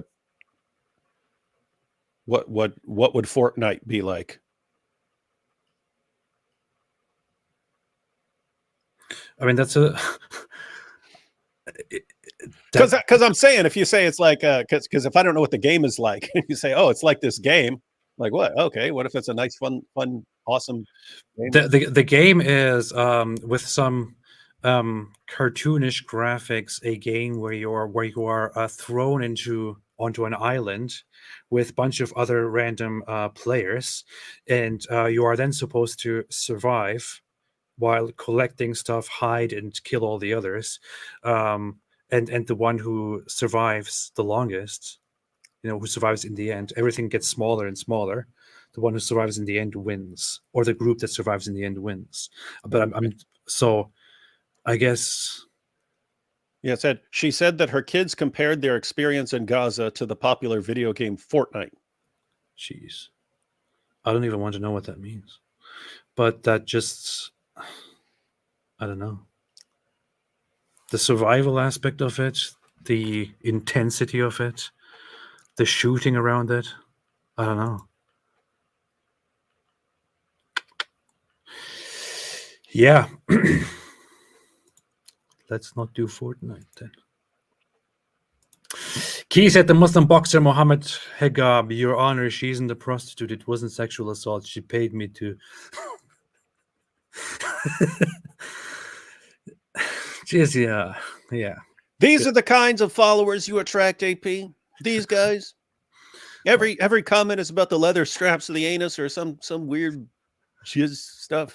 That makes sense, actually, because the entire time when we were talking about jizya, I was thinking about a similar joke here. But, you see, you could even, and this is the proof of why Islam needs to subjugate these pervert atheists. Alhamdulillah for Islam. Stephen L gave us the L and made a super chat. Thank you so much. I appreciate it. Giovanni Garcia said, not AP, the guy that was with too many Marys and she was showing her face. I think it was on Wednesday. Oh, you mean? You need to be taking that up with him and not with, what do you even? He's talking about recent answers. I don't know what I'm supposed to do. Like figure out what this is talking about and go, I'll go correct everyone. It's about something on Wednesday. What happened on Wednesday? Don't know. Yeah. GG Rada said, if you pay jizya, you are humiliated. Don't have to fight. Muslims are your soldiers. If you do convert, you must fight in Islamic expansion wars, right? Yeah. Yeah, that's true. If you pay the jizya, then they will protect you. If you don't pay the jizya, then you will fight and die. And rape. Gohan's Teleporn said, Dow again is saying things with a straight face. What do you have a problem with it? What is your problem with laughing? What is your problem with having a straight face? Why do you want to laugh at everything? This is not a joke. Sophia, super sticker, thank you so much. I appreciate it. Roger Sawaji said, AP and David, you both sound great together. We do sound really great. We've got harmony. Yeah. Thank you so much. I appreciate it. Appreciate you being here and stuff. Stephen L said, hey, AP, please research dissident Christian groups such as the Waldenses. I actually know about them. I don't know about Albigenses. I know about Paulicians, etc. The popes would use people to kill about all of them and slaughter them. RCC is Islam with a mask. Roman Catholic Christianity. Why would you say this? This is very disrespectful. You've been humiliated. I wouldn't claim that.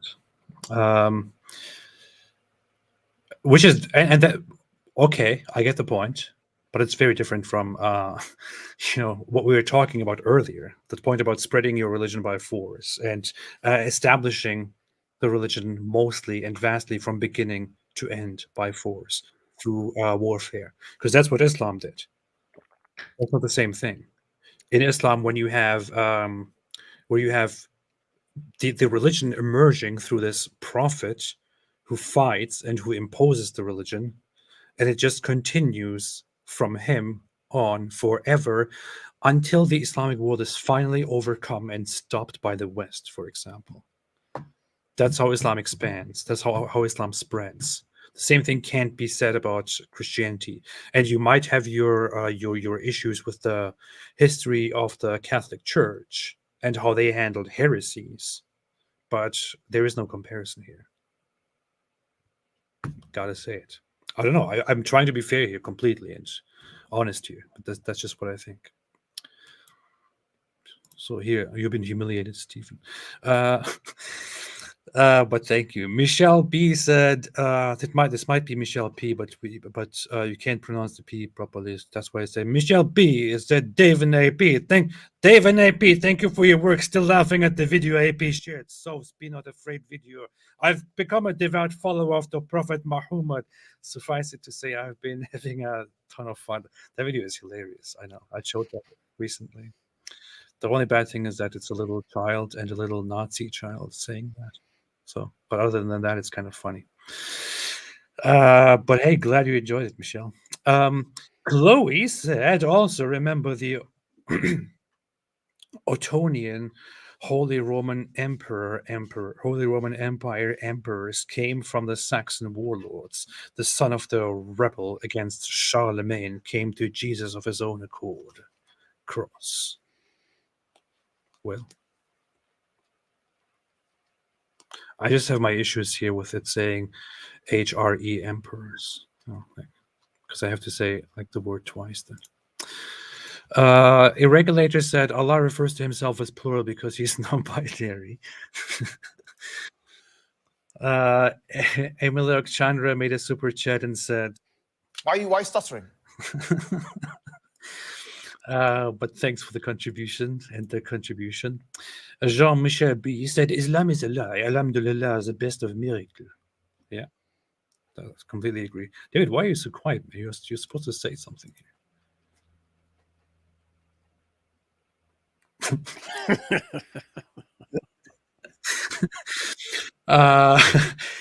Greg Smith said Muslims believe kissing the black rock forgives their sins. So is the black rock of the Kaaba their Islamic Jesus God. Why are you praying to idols? Kind of, sort of. Yeah, they have all sorts of intercessors in Islam, that all kinds of things. Chapters of the Quran are intercessors. The black stone's your intercessor. Muhammad's your intercessor. Allah has no partners, though, everyone. Indeed, yes, I agree. Justin Smedley said, is there a quick reference guide for common Muslim arguments? I don't have such a guide. We should put one together. We should do something like that, like organize it. Like, these are the most common Muslim arguments, and here are quick responses. You know what? You know what would be cool? Like, have short responses for purposes of social media. Like, this is what you should put on Twitter, because you're limited to, you can't have a 5-minute response or something like that. We should have a guide. Here are the arguments, and here are some quick responses. I have been thinking forever of creating a website with common arguments and responses to them. I even got a domain for it, and I called it Quit Islam. And I even wanted to create a separate channel with separate videos for it. And I even made an agreement with a person who would be speaking there instead of me. But I never really started it. Yeah. If it makes you feel better, I've started like 900 things I didn't finish. So that's good. That's good. Then I can just start another one and not finish it. Fantastic. Yeah. Happy Harbor said API made the Jordan Peterson Umbrella remix. You wanted to check it out. Love you both. Really? Well, okay. I'm going to check it out. Not this time though. I will check it out afterwards, and then I will see. Do you have a channel? Is it on your channel? I will check it out. Happy Harbor, right there. Happy Harbor. Happy Harbor. I will check it out in a little bit. Sabi said, wait. Okay. Sabi said, so is the reason the majority Islamic country are war because they don't have subjugated people to pay the jizya? Yeah. I wouldn't say that's the only reason they are war, also known as poor. I would say it's also a generally cultural thing. In the Muslim worlds, you don't quite have the work ethics that you have in the Western world, for example, or you don't have the European work ethics. You don't have the productivity. You don't have the what you call Protestant work ethics and all of that stuff. It's not existent, and it is a cultural issue. But if you travel throughout the Middle East, you might notice that people don't really do much work throughout the day. And I know it sounds like I'm being very, very, I'm saying something very offensive here, but it shouldn't be offensive because it's true. Yeah. It's also like the oil-rich countries. It's very much known that the working part of the population are very much foreigners who come into the country to work, while the native people are often not engaged in much of the work. Zahub Shahid said, AP, did you see the clip of AD talking to Shamsi on Speaker's Corner about Bid'ah? At one point, AD gotta said, be Ali Dawa. Yeah. Akhi, you broke my heart. And Shamsi replied, you're a woman or something.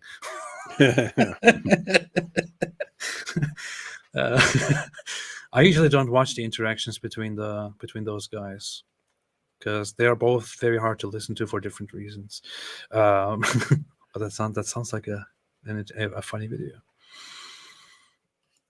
Yes, Vuxi said, Alhamdulillah, brothers, I found out that a lesbian, I have a discount on bungee jumping in Islamic countries. That as a lesbian, I have a discount. Okay. On yes. That's amazing. Yeah. But please don't go. Because it might not go very well. It's not very safe.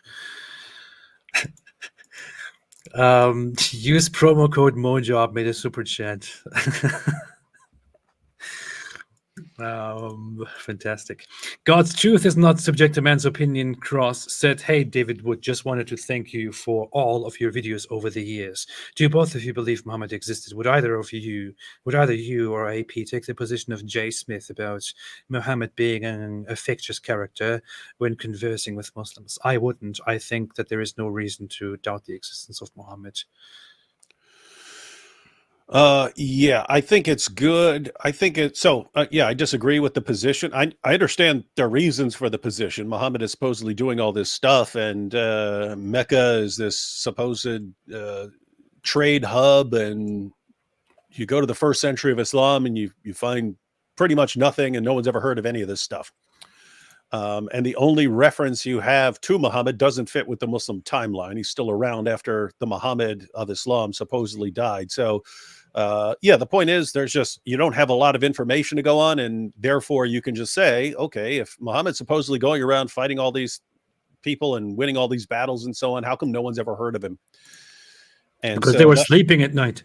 Yeah, that allows people to say, hey, maybe this stuff is made up, and it doesn't help that Muslims, by the time you get to the writings of the hadith collectors, are just making stuff up left and right. You say, okay, these guys make stuff up left and right like it's a complete joke, like they're not even taking any of this seriously. Any position that you want to hold, you just make something up. If they're making things up like that, who knows? Maybe they made it all up. Maybe it was a leader who just said, hey, we need to make up an entire religion so that we have something that unites our people.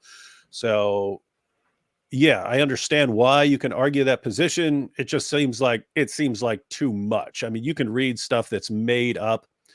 The amount of detail that they go into, I'm talking entire family trees and all the relationships within the families and tracing all these different things back by all these different people.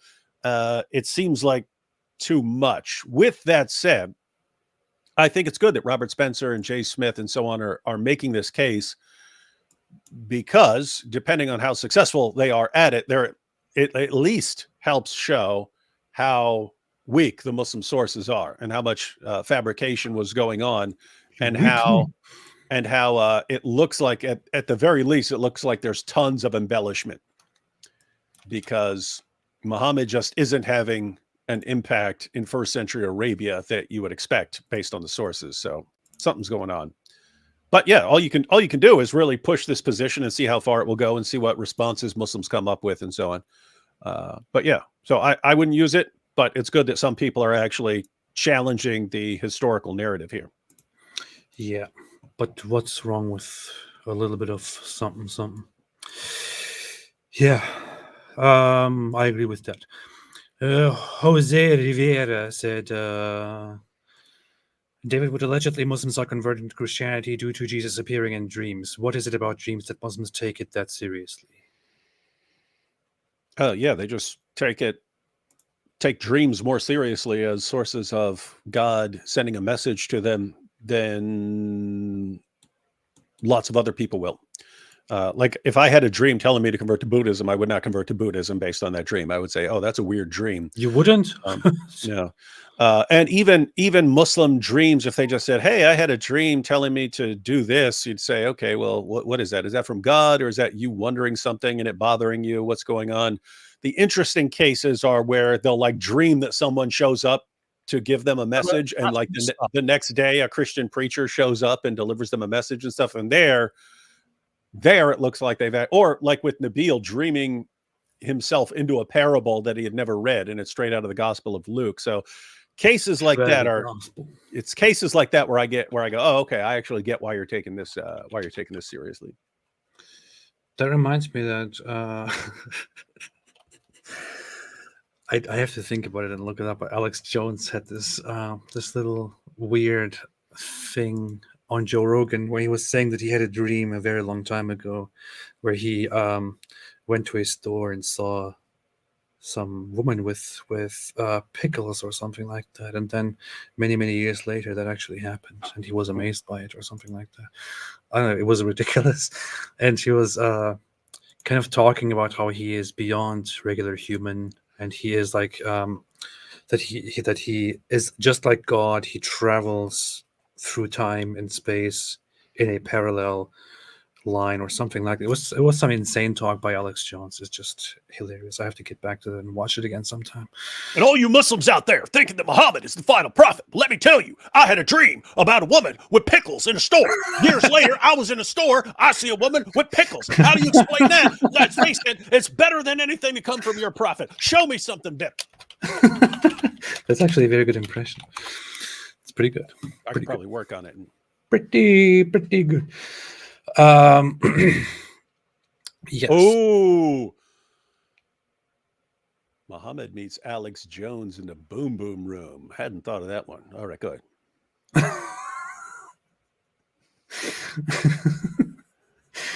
Okay, you got a mole on your back? I had a dream about pickles. That's pretty good.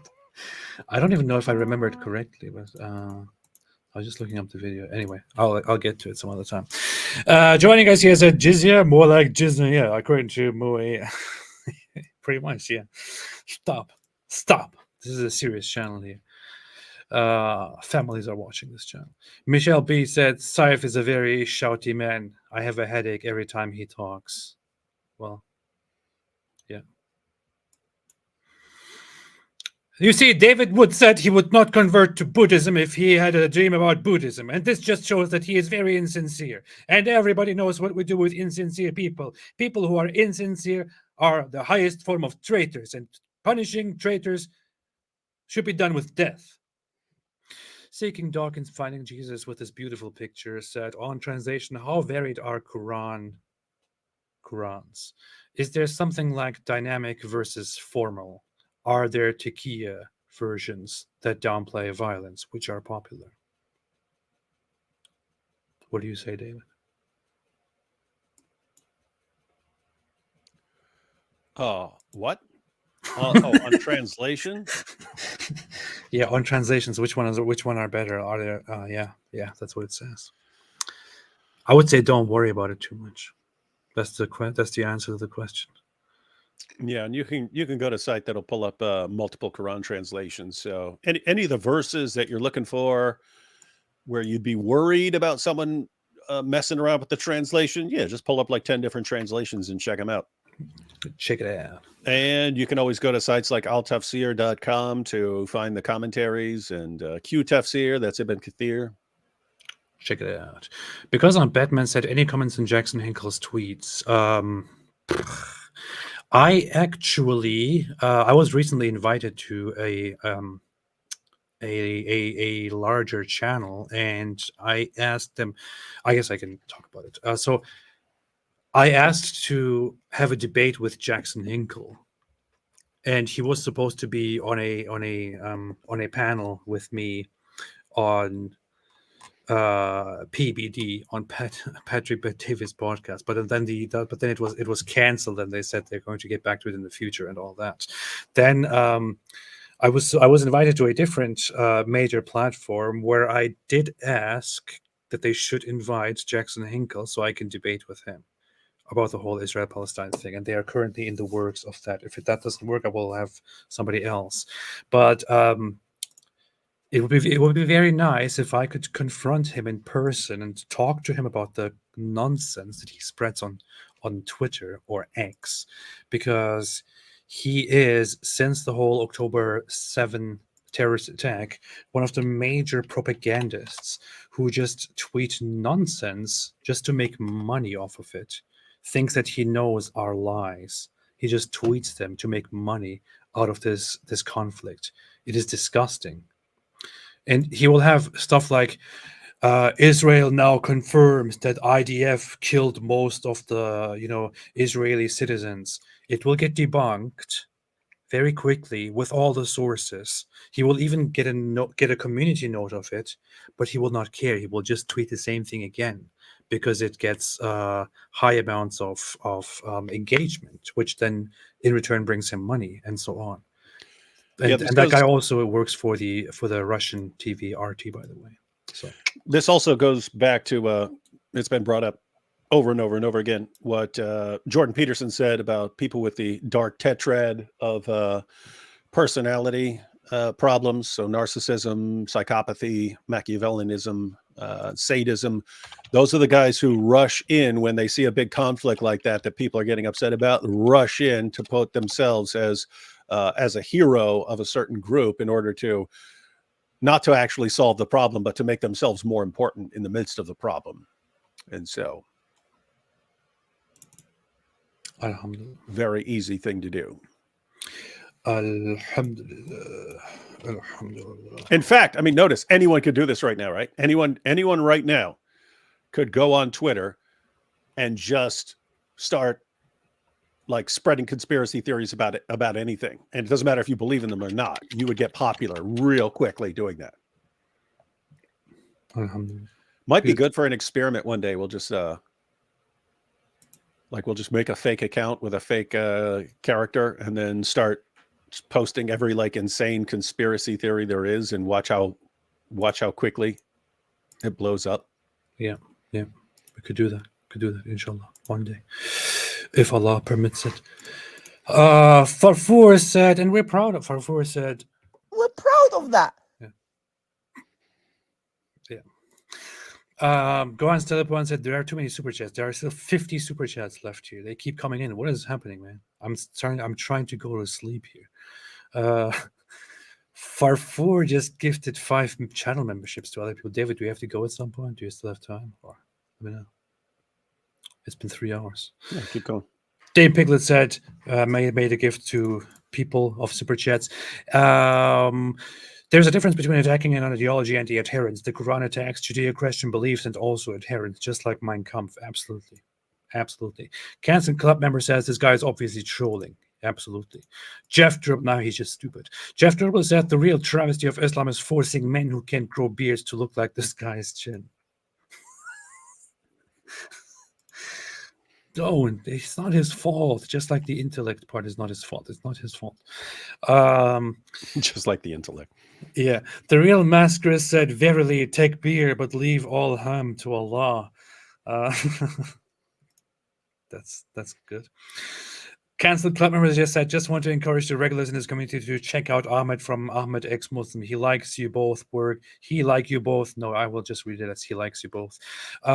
He like you both works selflessly for others. It would be nice to see him get some well-deserved support. I will now ban you for pushing Ahmed X Muslim. Just kidding. I'll check it out. I'll have a look. Michelle Moffat said, this guy talking needs a slap. I think she's talking about you, David. Or to tighten up his leather strap. Guys, your lives making me funging on U.S. time zones. Nicer work as always. Thank you. I appreciate it. And nicer work to you too. Thank you. Farfour said, AP exposed. Close your leather strap, everyone. Gornice Bulldozer Bro looks like the EB Games guy. Yes. Definitely. Real Master said, how is it incest if there's parental consent? Sankey said, if a father consents to it, can he marry his baby? Jeez. Chris Atkinson said, Allah made Muhammad hijab big and handsome and made you too small and scrawny. Yeah, and that just further proves the truth of Islam. Alhamdulillah. Did you ever see David Wood? Too small and scrawny. Yeah, that's those are the words that everyone uses about me. Yeah. David Wood is so huge. First time I met him, it was like at the airport, and he could barely fit into the building. I'm 90 feet tall. Yeah, just like Adam, according to Muhammad. Giovanni Garcia said, IP, AP, where is PP? Pious philosophy. That's a good idea. Good channel, PP. Yeah. I told IP that he should make a daily podcast called IP Every Day. He's still thinking about it. IP Daily. Yeah, IP Daily. Chris Atkinson said, will you make a new channel for the Dawah of Shaky Booty where you can destroy all the detractors? Alhamdulillah. I thought about it. I did think about it. And I'm still thinking about it. And I will think about it in the future again. Gorna's Bulldozer said someone should make Dawah guys do AI covers. I thought about that too. Chloe History Food and Games said, by the way, you can't ask Aisha's age on ChatGPT. You get blocked. No, it's not true. I did it before. I'm going to do it right now. I'm going to do it right now. Quran only Christian said, I know AP's favorite song, Sweet Home Alabama. Hey, how do you know that? How did you know that? Remember, David, when we were driving and I just kept listening to and singing that song? Yep. AP loves some Leonard Skinner. Yeah. I know this is an incest reference, but I'm just trying not to engage with it. Gorno's Bulldozer said AP going through his Joker arc. Yeah. Farfour said, how do you know killing apostates is not peaceful? Chris Atkinson said, in your world, you're okay with everything burning to the ground and endless torture, and that just proves the truth of Islam. Alhamdulillah. That's basically the logic here. Psyche said, David Wood doesn't know what a fortnight is. Christian, AP Fortnite connoisseur giving classes on it. Atheist, draw your own conclusions. We get lots of good points like that. I know. I love these draw your own conclusions posts, comments, super chats. Gorno's Bulldozer said you should make an AI cover of Monster with Dawah. Which monster are you talking about? Oh, good question. SG said, let's all calm down and drink camel peas. Yeah, that's very good. Very good suggestion. Camel peas. Huh. Never thought about that before. Carson Death said, does Mia Khalifa...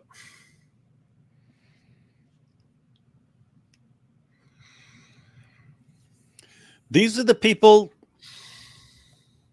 who watch your channel, AP. These are the sorts of people you attract to your channel. This is a good one, to be honest. Smart. It's good. Giovanni Garcia said, I don't expect you to do anything, David. LOL. I was simply clarifying and clearing my name. I'm no Terry supporter. It sounds like that you protest too much situation here. Like, I don't even know what it means to support the Terrys, but if I saw someone objecting to being a Terry supporter like this, I'd be like, kind of sounds like a Terry supporter. You know what I mean? Again, I do not know what that means. Yeah. That's true. That is absolutely true. Absolutely true. Holy Sword of Light said Muslims love Mia Khalifa. I know, yeah. It's a good representation, always. Representation matters. Rocco said she's a Lebanese Christian, so she does have to pay the jizya. I know, I thought about that point too, but I don't think that she's Christian anymore.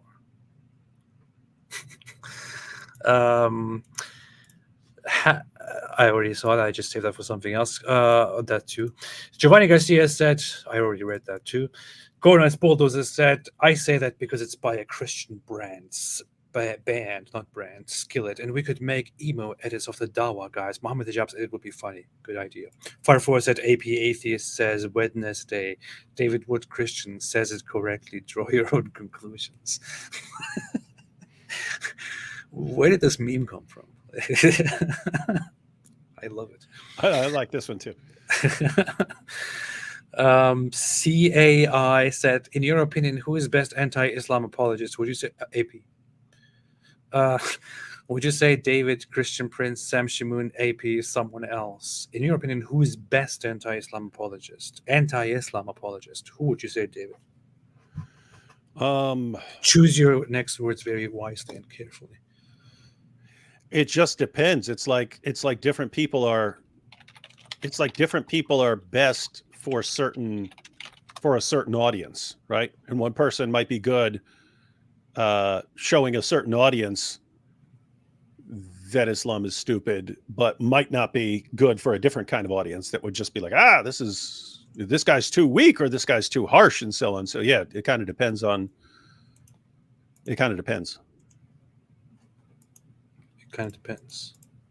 What who is there that's just across the board, all audiences the best? I couldn't even think of one.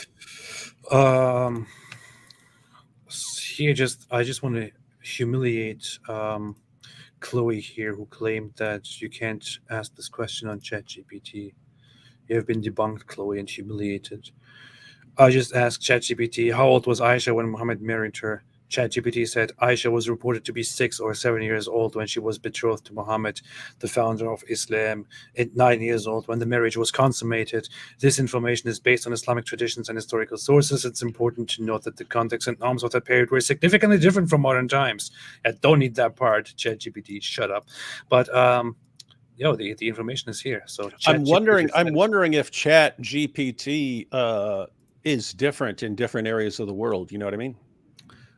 I don't know. Like different countries can, I wonder if it changes based on local laws and if certain people in a different area say you can't ask that here or something like that. I don't know.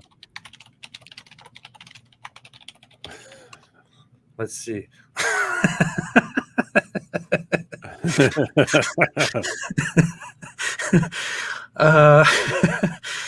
That's ridiculous. All right. That GPT apologizes for spreading Islamophobia. Yeah.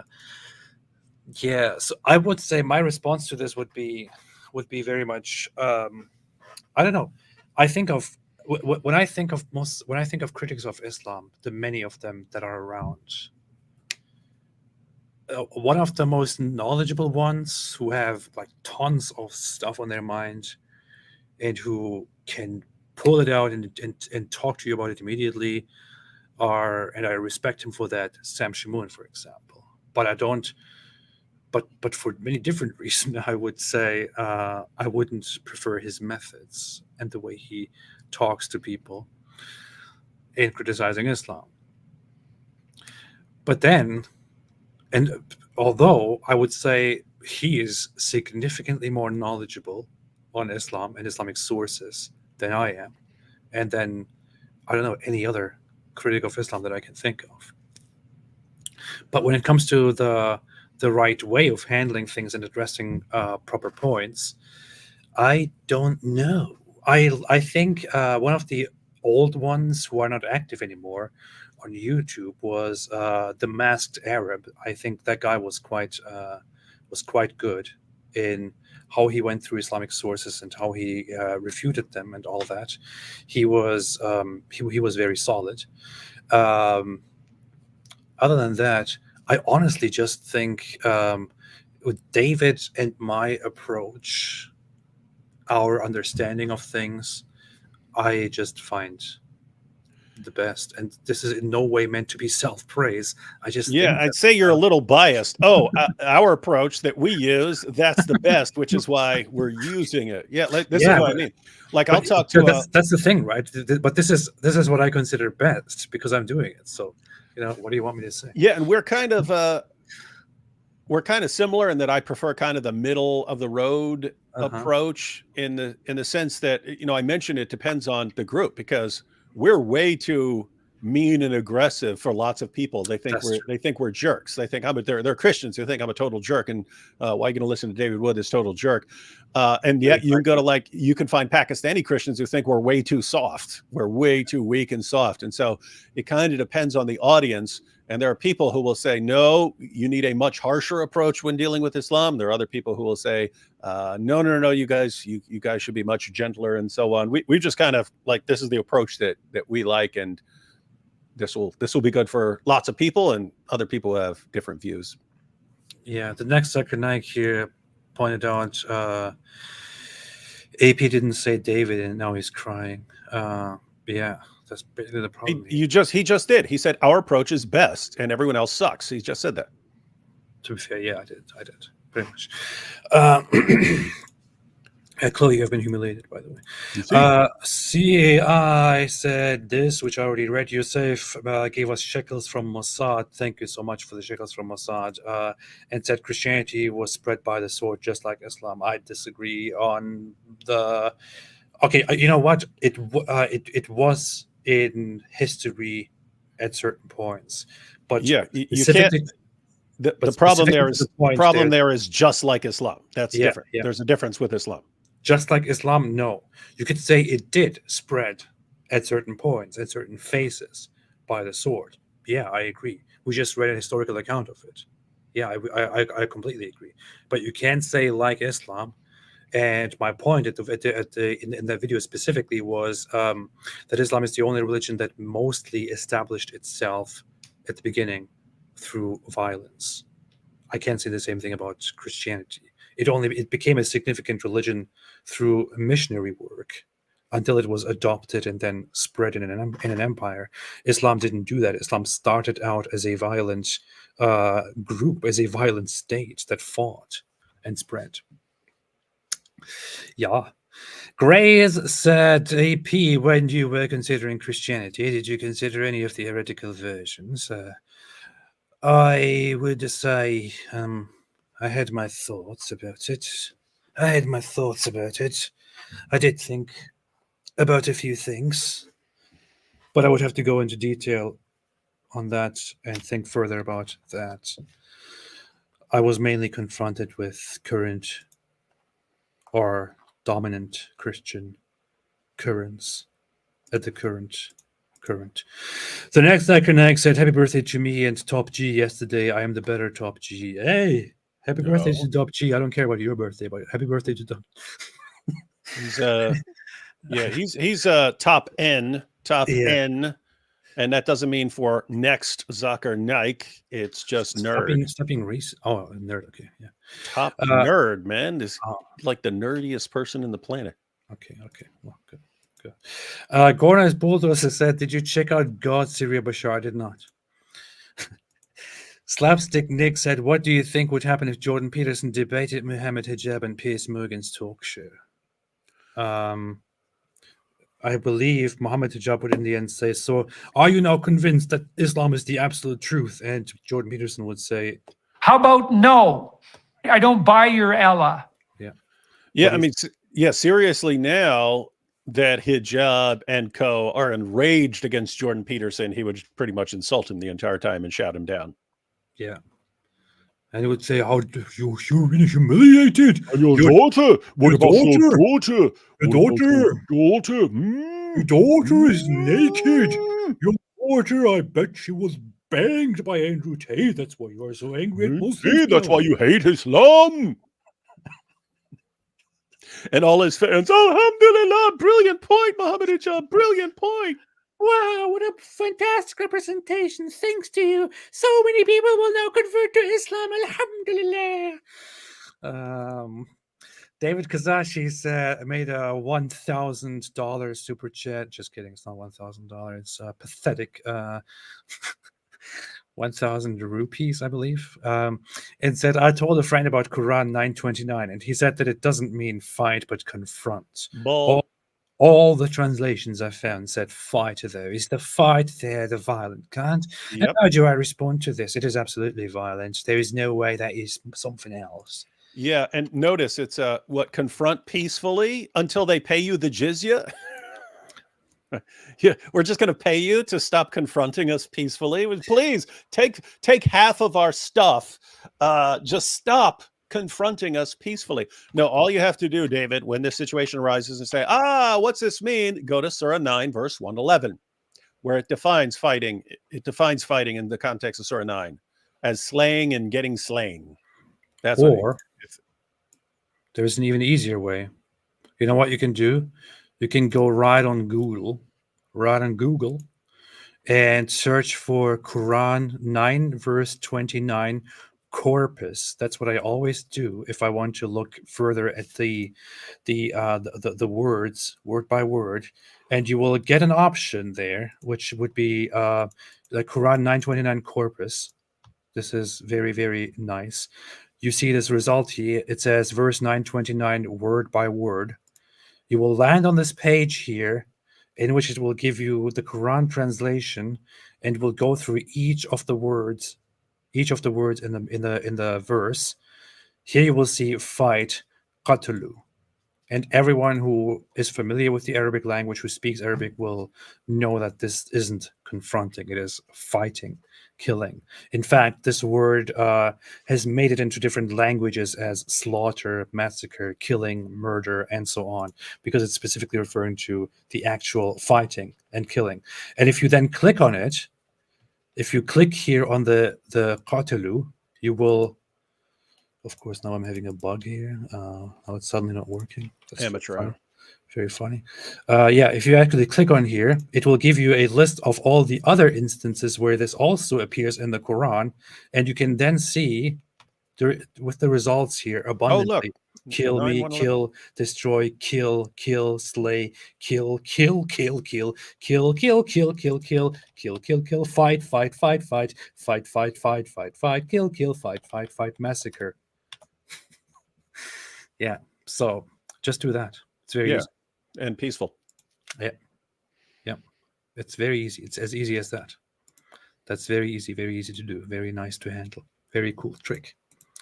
But don't tell anybody. Zhao Wei said, "Thanks for exposing the truth." No, you expose the truth. No. Thanks you too. Troll axe thrower gave us shekels from Mossad and said, in Judaism, fearful men are sent home away from war. No, you have to punish them. You have to kill them. And you have to say that they will be never forgiven. Chris Atkinson said, Muhammad prophesied that video games would get more realistic, and look what happened, alhamdulillah. Yeah, I know. This is one of the reasons why I want to believe in Islam again. I think. Just look at the last PlayStation, the PlayStation 5, for example. The graphics look very realistic, and this is something Muhammad hinted at when he said, tribulations will arise. Yosef said, this chat is entertaining for Jews to watch. Two theologies argue about who is more confused. Hey, how dare you? How dare you be respectful? Yosef, I disagree with you severely. The OG cardboard board box, that's nice. Made a super chat. Giovanni Garcia said, David, me and your fellow Woodies are rooting. Woodies? Are rooting for your health. People are spreading that now. It's just too weird for I can't. Shout out to all my Woodies out there. My Woodies. Yeah. Shout out to all the Woodies. Yeah. We were thinking about creating a name for our community, and I suggested the Wood and Apostates or Apostate Woods, but it all sounds a little bit problematic. Yeah, you just need the Apostate Woodies. Yeah. It all sounds a little bit weird. I don't know. I can't really. Ray Jake said, guys, Farfur is dead again? Man, this makes me sick.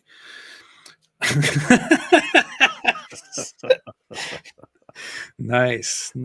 Perfect timing as well. Well played. Yeah. You should have a shake your booty video where you're just like you respond to everything by going, how can you talk about that now when Farfur is dead? And that's it. That's your response to everything.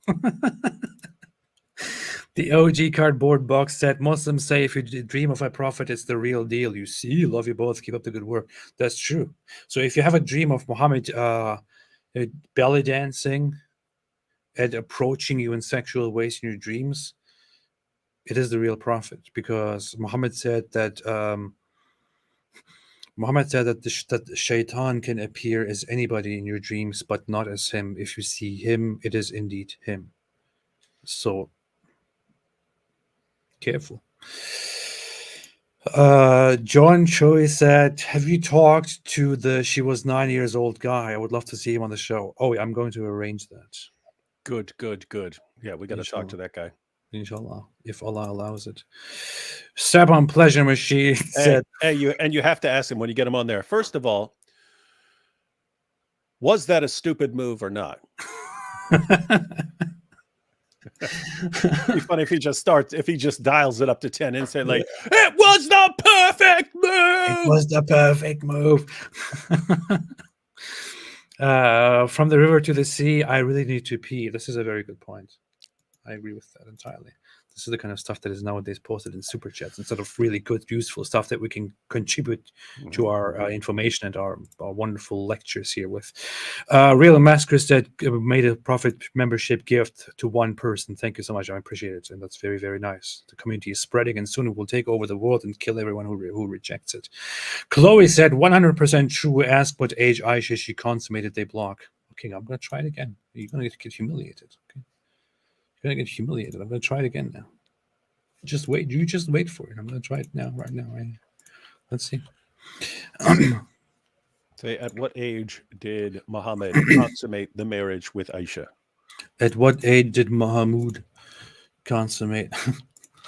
At what age did Aisha consummate the marriage with Muhammad?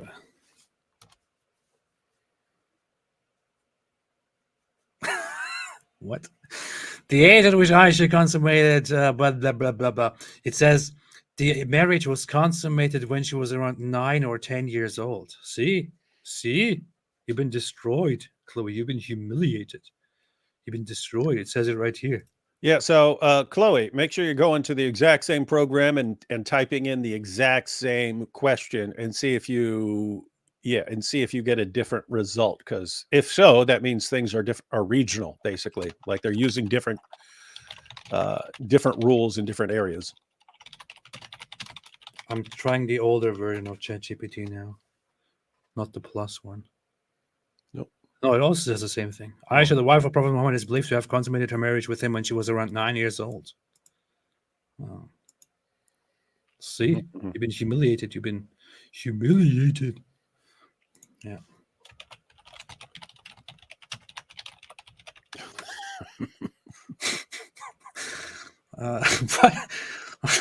I apologize if my response was offensive or ChatGPT apologizes for offending Muslims. She was actually 18, you Islamophobic, bigot, racist. Let's see. I apologize if my previous response was offensive or incorrect.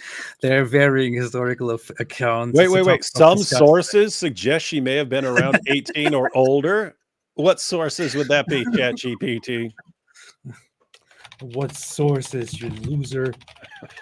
I apologize. See, now it says the source said that she was 6 years old instead. Yeah, we're aware of those sources. We're not aware of the sources saying she was 18 or older. Pay the jizya, Dimmy. I'm here to provide information and answer questions to the best of my knowledge. And I'm in a neutral and respectful manner. Oh, okay. Oh, interesting. I should make a whole show just with ChatGPT here. Yeah, Ray Jake said, is it true that Ali Dow sells halal cat food? I think it is true, yeah. No idea. I know he sells orgasm intensifiers. He does? Why would he do such a thing that's inappropriate? I don't believe you. Does you want the sexual strength of 30 men just like Prophet Muhammad? Then you need Ali Dawah's orgasm intensifier pills. It was called what? It was called Viagra, right? Viagra. Yep. Mm-hmm. I wonder if there are what does it lead to? Like, did anyone ever click on those links and see what that's what We're not perverts, AP. I wonder if they show like I don't know. Like, what kind of stuff does he link people to on his videos? It's kind of weird. Anyway, yeah, cat food, yes. Zakar Naik said, David introduced himself to me by making fun of how scrawny I am. Do you deserve it? Farfour said Farfour said the Dawa guys are the best anti-Islam apologists. That's a good point, actually. They are. Yeah, no, Daniel Kikachu. I recommend Daniel Kikachu all the time to people. I mean, you can ask her. I went to Michaela Peterson and told her, hey, by the way, I recommend that you invite this guy to give you a different perspective about Islam. Daniel Kikachu, please do it. Would be perfect. Unfortunately, they didn't do it, but I just keep trying. Gulag Inmate 777 said, well, you're still alive? What the hell? I saw a video of Iranian protesting against Islam on Twitter. Apparently, the population is more and more vocal against Islam. That is true. That is true. They were doing that. They are doing that. They are still doing that. Lots of people in Iran are sick of Islam. Go Noise Bulldozer said, why you scroll past my emo dawa idea? Chloe History Food Game said, define consummated. I did 5 vids. It blocked me. You have to try again. David is a nasty jerk, and we're proud of that. I agree. Virtue Signaling Prince made a super chat, and I agree with that too. Chloe said, you're using GPT-4. They don't block as much because you pay. Because I'm buying. See, I just showed you a ChatGPT 3.5 and it didn't do it. You've been humiliated. Just don't try anymore. You've been destroyed, annihilated. Bukharian122 said, what's your thoughts on Judaism in comparison to Islam? Very difficult things to compare to each other. But what aspect of it? If we're talking about the aspect of morality, specifically, since I see here... no, we're talking about comparing it in terms of how many Nobel Prizes each has produced. Yeah. Or if we're talking about the wisdom, or if we're talking about anything else. Because I would say on any account, Judaism would probably take the, be the better one. If my feet were a religion, they would also be better than Islam.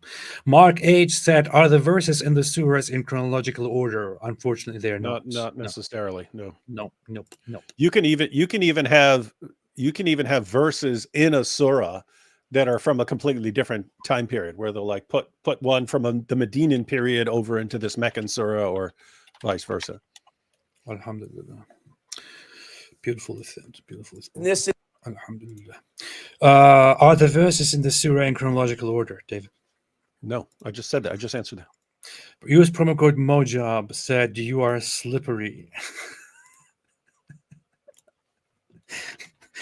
No, I can't just ignore this. I can't just ignore this without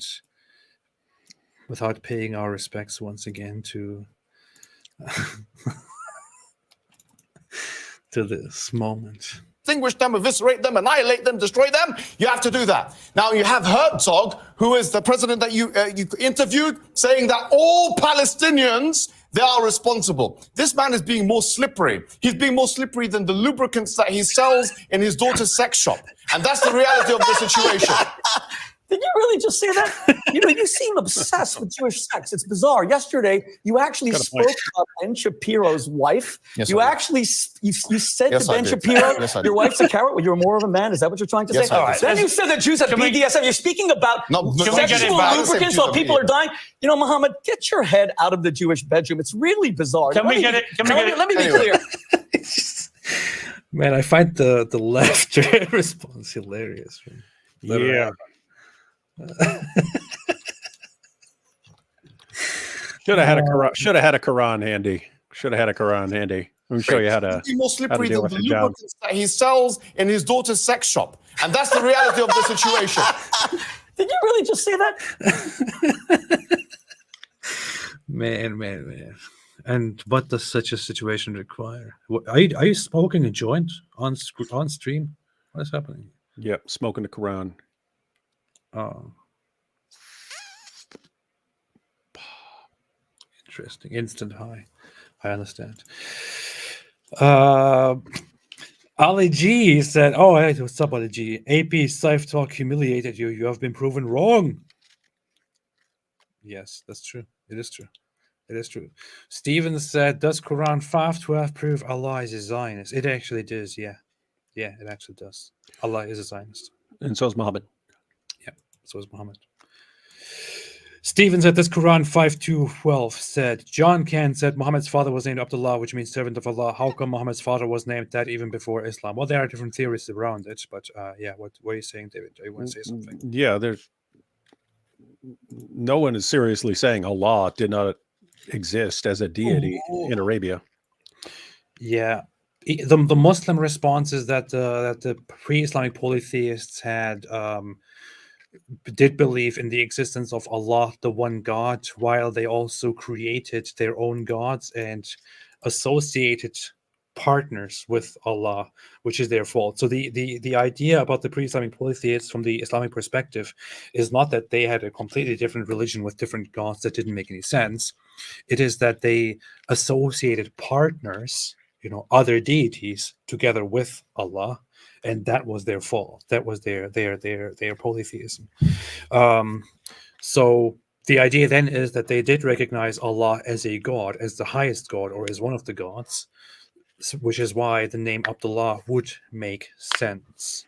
But there are also different theories around this. This is one of those. She was 9 years old, said, "I'm going to AP's show, inshallah." Inshallah, yes. F said, don't be disrespectful, man. F said, "Fatwa on Father Zakaria Buttress. Are you aware?" That was Al Qaeda for $60 million like 20 years ago. Maybe there was a new one. What do you know? Why would there be a new one anyway? I don't know. That's interesting. Cedric said, "What happened to Ali's argument from intolerance? It's thriving, and people are converting to Islam in masses, as you can see." But the brother Mukus said, "Use a VPN with the AI." I'm not doing that. If I could let the ChatGPT into my life, I would do it immediately. Goan Silipon said, "If yous were to give a fatwa, what would you say?" I would say, let there be happiness and turn the Kaaba into a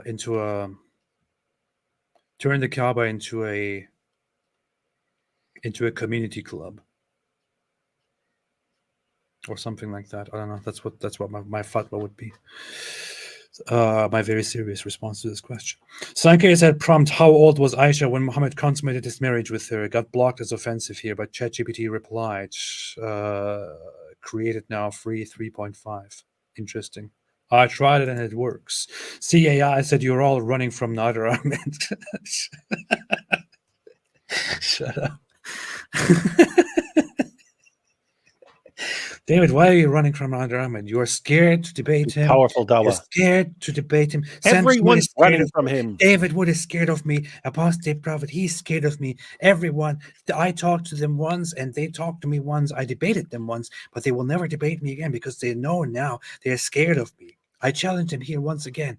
I challenge all of them there. They're running from me, from Nader Ahmed. Cars in death. ChatGPT are the eyes, leather strap of the... Oh, that's a good question. Let's see. Now this is a sort of video you could just easily make. You ask ChatGPT, and then if ChatGPT says no, Muhammad's been refuted. Are the eyes the leather strap of the anus? No. No, the statement, "the eyes are the leather strap of the anus," is not biologically or anatomically accurate. Wow. Then why? ChatGPT destroys Muhammad. Did Prophet Muhammad sallallahu alaihi wasallam say the eyes are the leather, I can't type, strap of the anus, you liar? Okay. I apologize. The statement you've mentioned claiming that Muhammad said eyes does not appear in any well-known or authentic Islamic text or hadith. Liar. Do you really? You want me to prove it and humiliate you? Wait, okay. What is this? The hadith now? Leather anus. This is what I'm searching nowadays. Leather anus. These are the words that I'm searching for. Fantastic. This is where we are. Mishkat al-Masabih.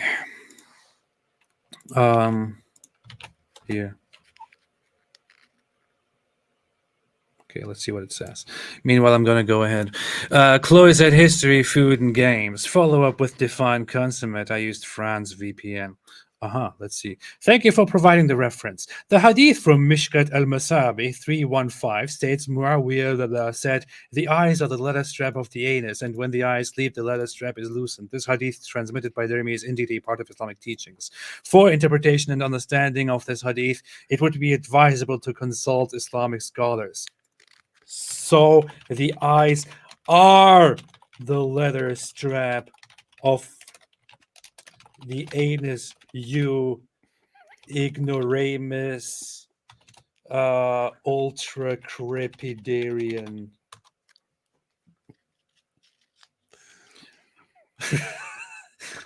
Yeah, don't talk anymore. You're humiliated, man. You're finished. You're finished. You're finished, man. Get the hell out of here! You're finished already. Look at me. Look at me. You know you're done. All right. Cedric said. And by the way, this ties into what we were saying earlier when Scyf Talk is. So what if it calls the unbelievers the worst of creatures? When you dehumanize someone, you treat them differently. And so notice, AP doesn't treat ChatGPT like a human, and look how he treats it. Why you don't dehumanize people, because you'll end up treating them like that. Exactly. See, point in case. Cedric said, is Quran 49:14 consistent with no compulsion? I don't know which verse this is, but David is looking like he's looking it up right now. I assure you I'm not. Gordon Spoodles said, could you please look up God Syria Bashar now, please? No. Brother Mikus said, I need help explaining the Trinity to a Muslim. Good luck. I think David can help you more with that, and so can many others. No, we need an atheist to explain. Yeah. What is Quran chapter 49 verse 14? Well, Quran 49:14. That's talking about the Arabs, the desert Arabs. Some of the Arabs say, we believe, say, O prophet, have you not heard, you have not believed, but say we have submitted.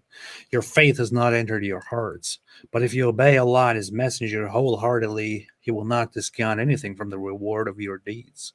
Yeah, I wouldn't say that there is a contradiction there. Is it? I don't know. Allah knows best. With that said, anything else to add, David? Nope. Should be live again tomorrow with some dope stuff. Did you watch the movie Oppenheimer? You didn't? No, I'm going to. Seems interesting. I'm considering watching it just because I'm interested in Oppenheimer. And but then it is I know what I'm going to say is going to be blasphemous to some nerds out there, but it's a Christopher Nolan movie, which is why I don't want to watch it. And it is a 3-hour movie, which is why I don't want to waste my whole life watching a movie. Yeah, with me, it's called decision paralysis. Like the more options you give someone, the harder it is. And like it came out the same time with Barbie, and it was like, if I go to the theater, which one am I going to choose? So Barbie. I just never ended up going. I watched Barbie, for example. I was paralyzed by the awesome options. I watched Barbie, and I found it amazing. I loved it. And I do think, since I liked Ryan Gosling in that role very much, and Ryan Gosling looks exactly like the Palestinian Grand Mufti of Jerusalem, Amin al-Husseini, I believe Ryan Gosling would be a perfect cast for a movie about the Palestinian Mufti Amin al-Husseini. There's been like a million different Holocaust movies. How come no one makes a movie about the Grand Mufti of Jerusalem during this time? I don't know. When you even have an actor that is probably his grandson or something. You know? I mean, just look at this.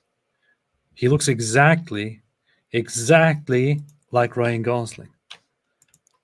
He looks exactly like the guy in Barbie. Like, this guy was Ken in the Barbie movie. Anyway, this shouldn't be controversial to say. So, with that, finally, Chloe said, age, I should consummate, then define, consummate, block. You wanted to humiliate me, but I already destroyed you. You see? WLZ said, keep up the good work, both of you. Please upload more. No, not going to upload more. John Can said nothing, which is sometimes the best thing to say. Yep. That's the saying. If you have nothing to say nothing. Fantastic. Fantastic. All right. Thanks, everyone. Tomorrow we will be live on David Wood's channel, where we will be talking about the Barbie movie and how it impacted a generation. See you there tomorrow on David Wood's channel, which is also linked in the description, for the live stream about the Barbie movie. Until then, have a fantastic day. And as always, David. Convert to Islam. Alhamdulillah.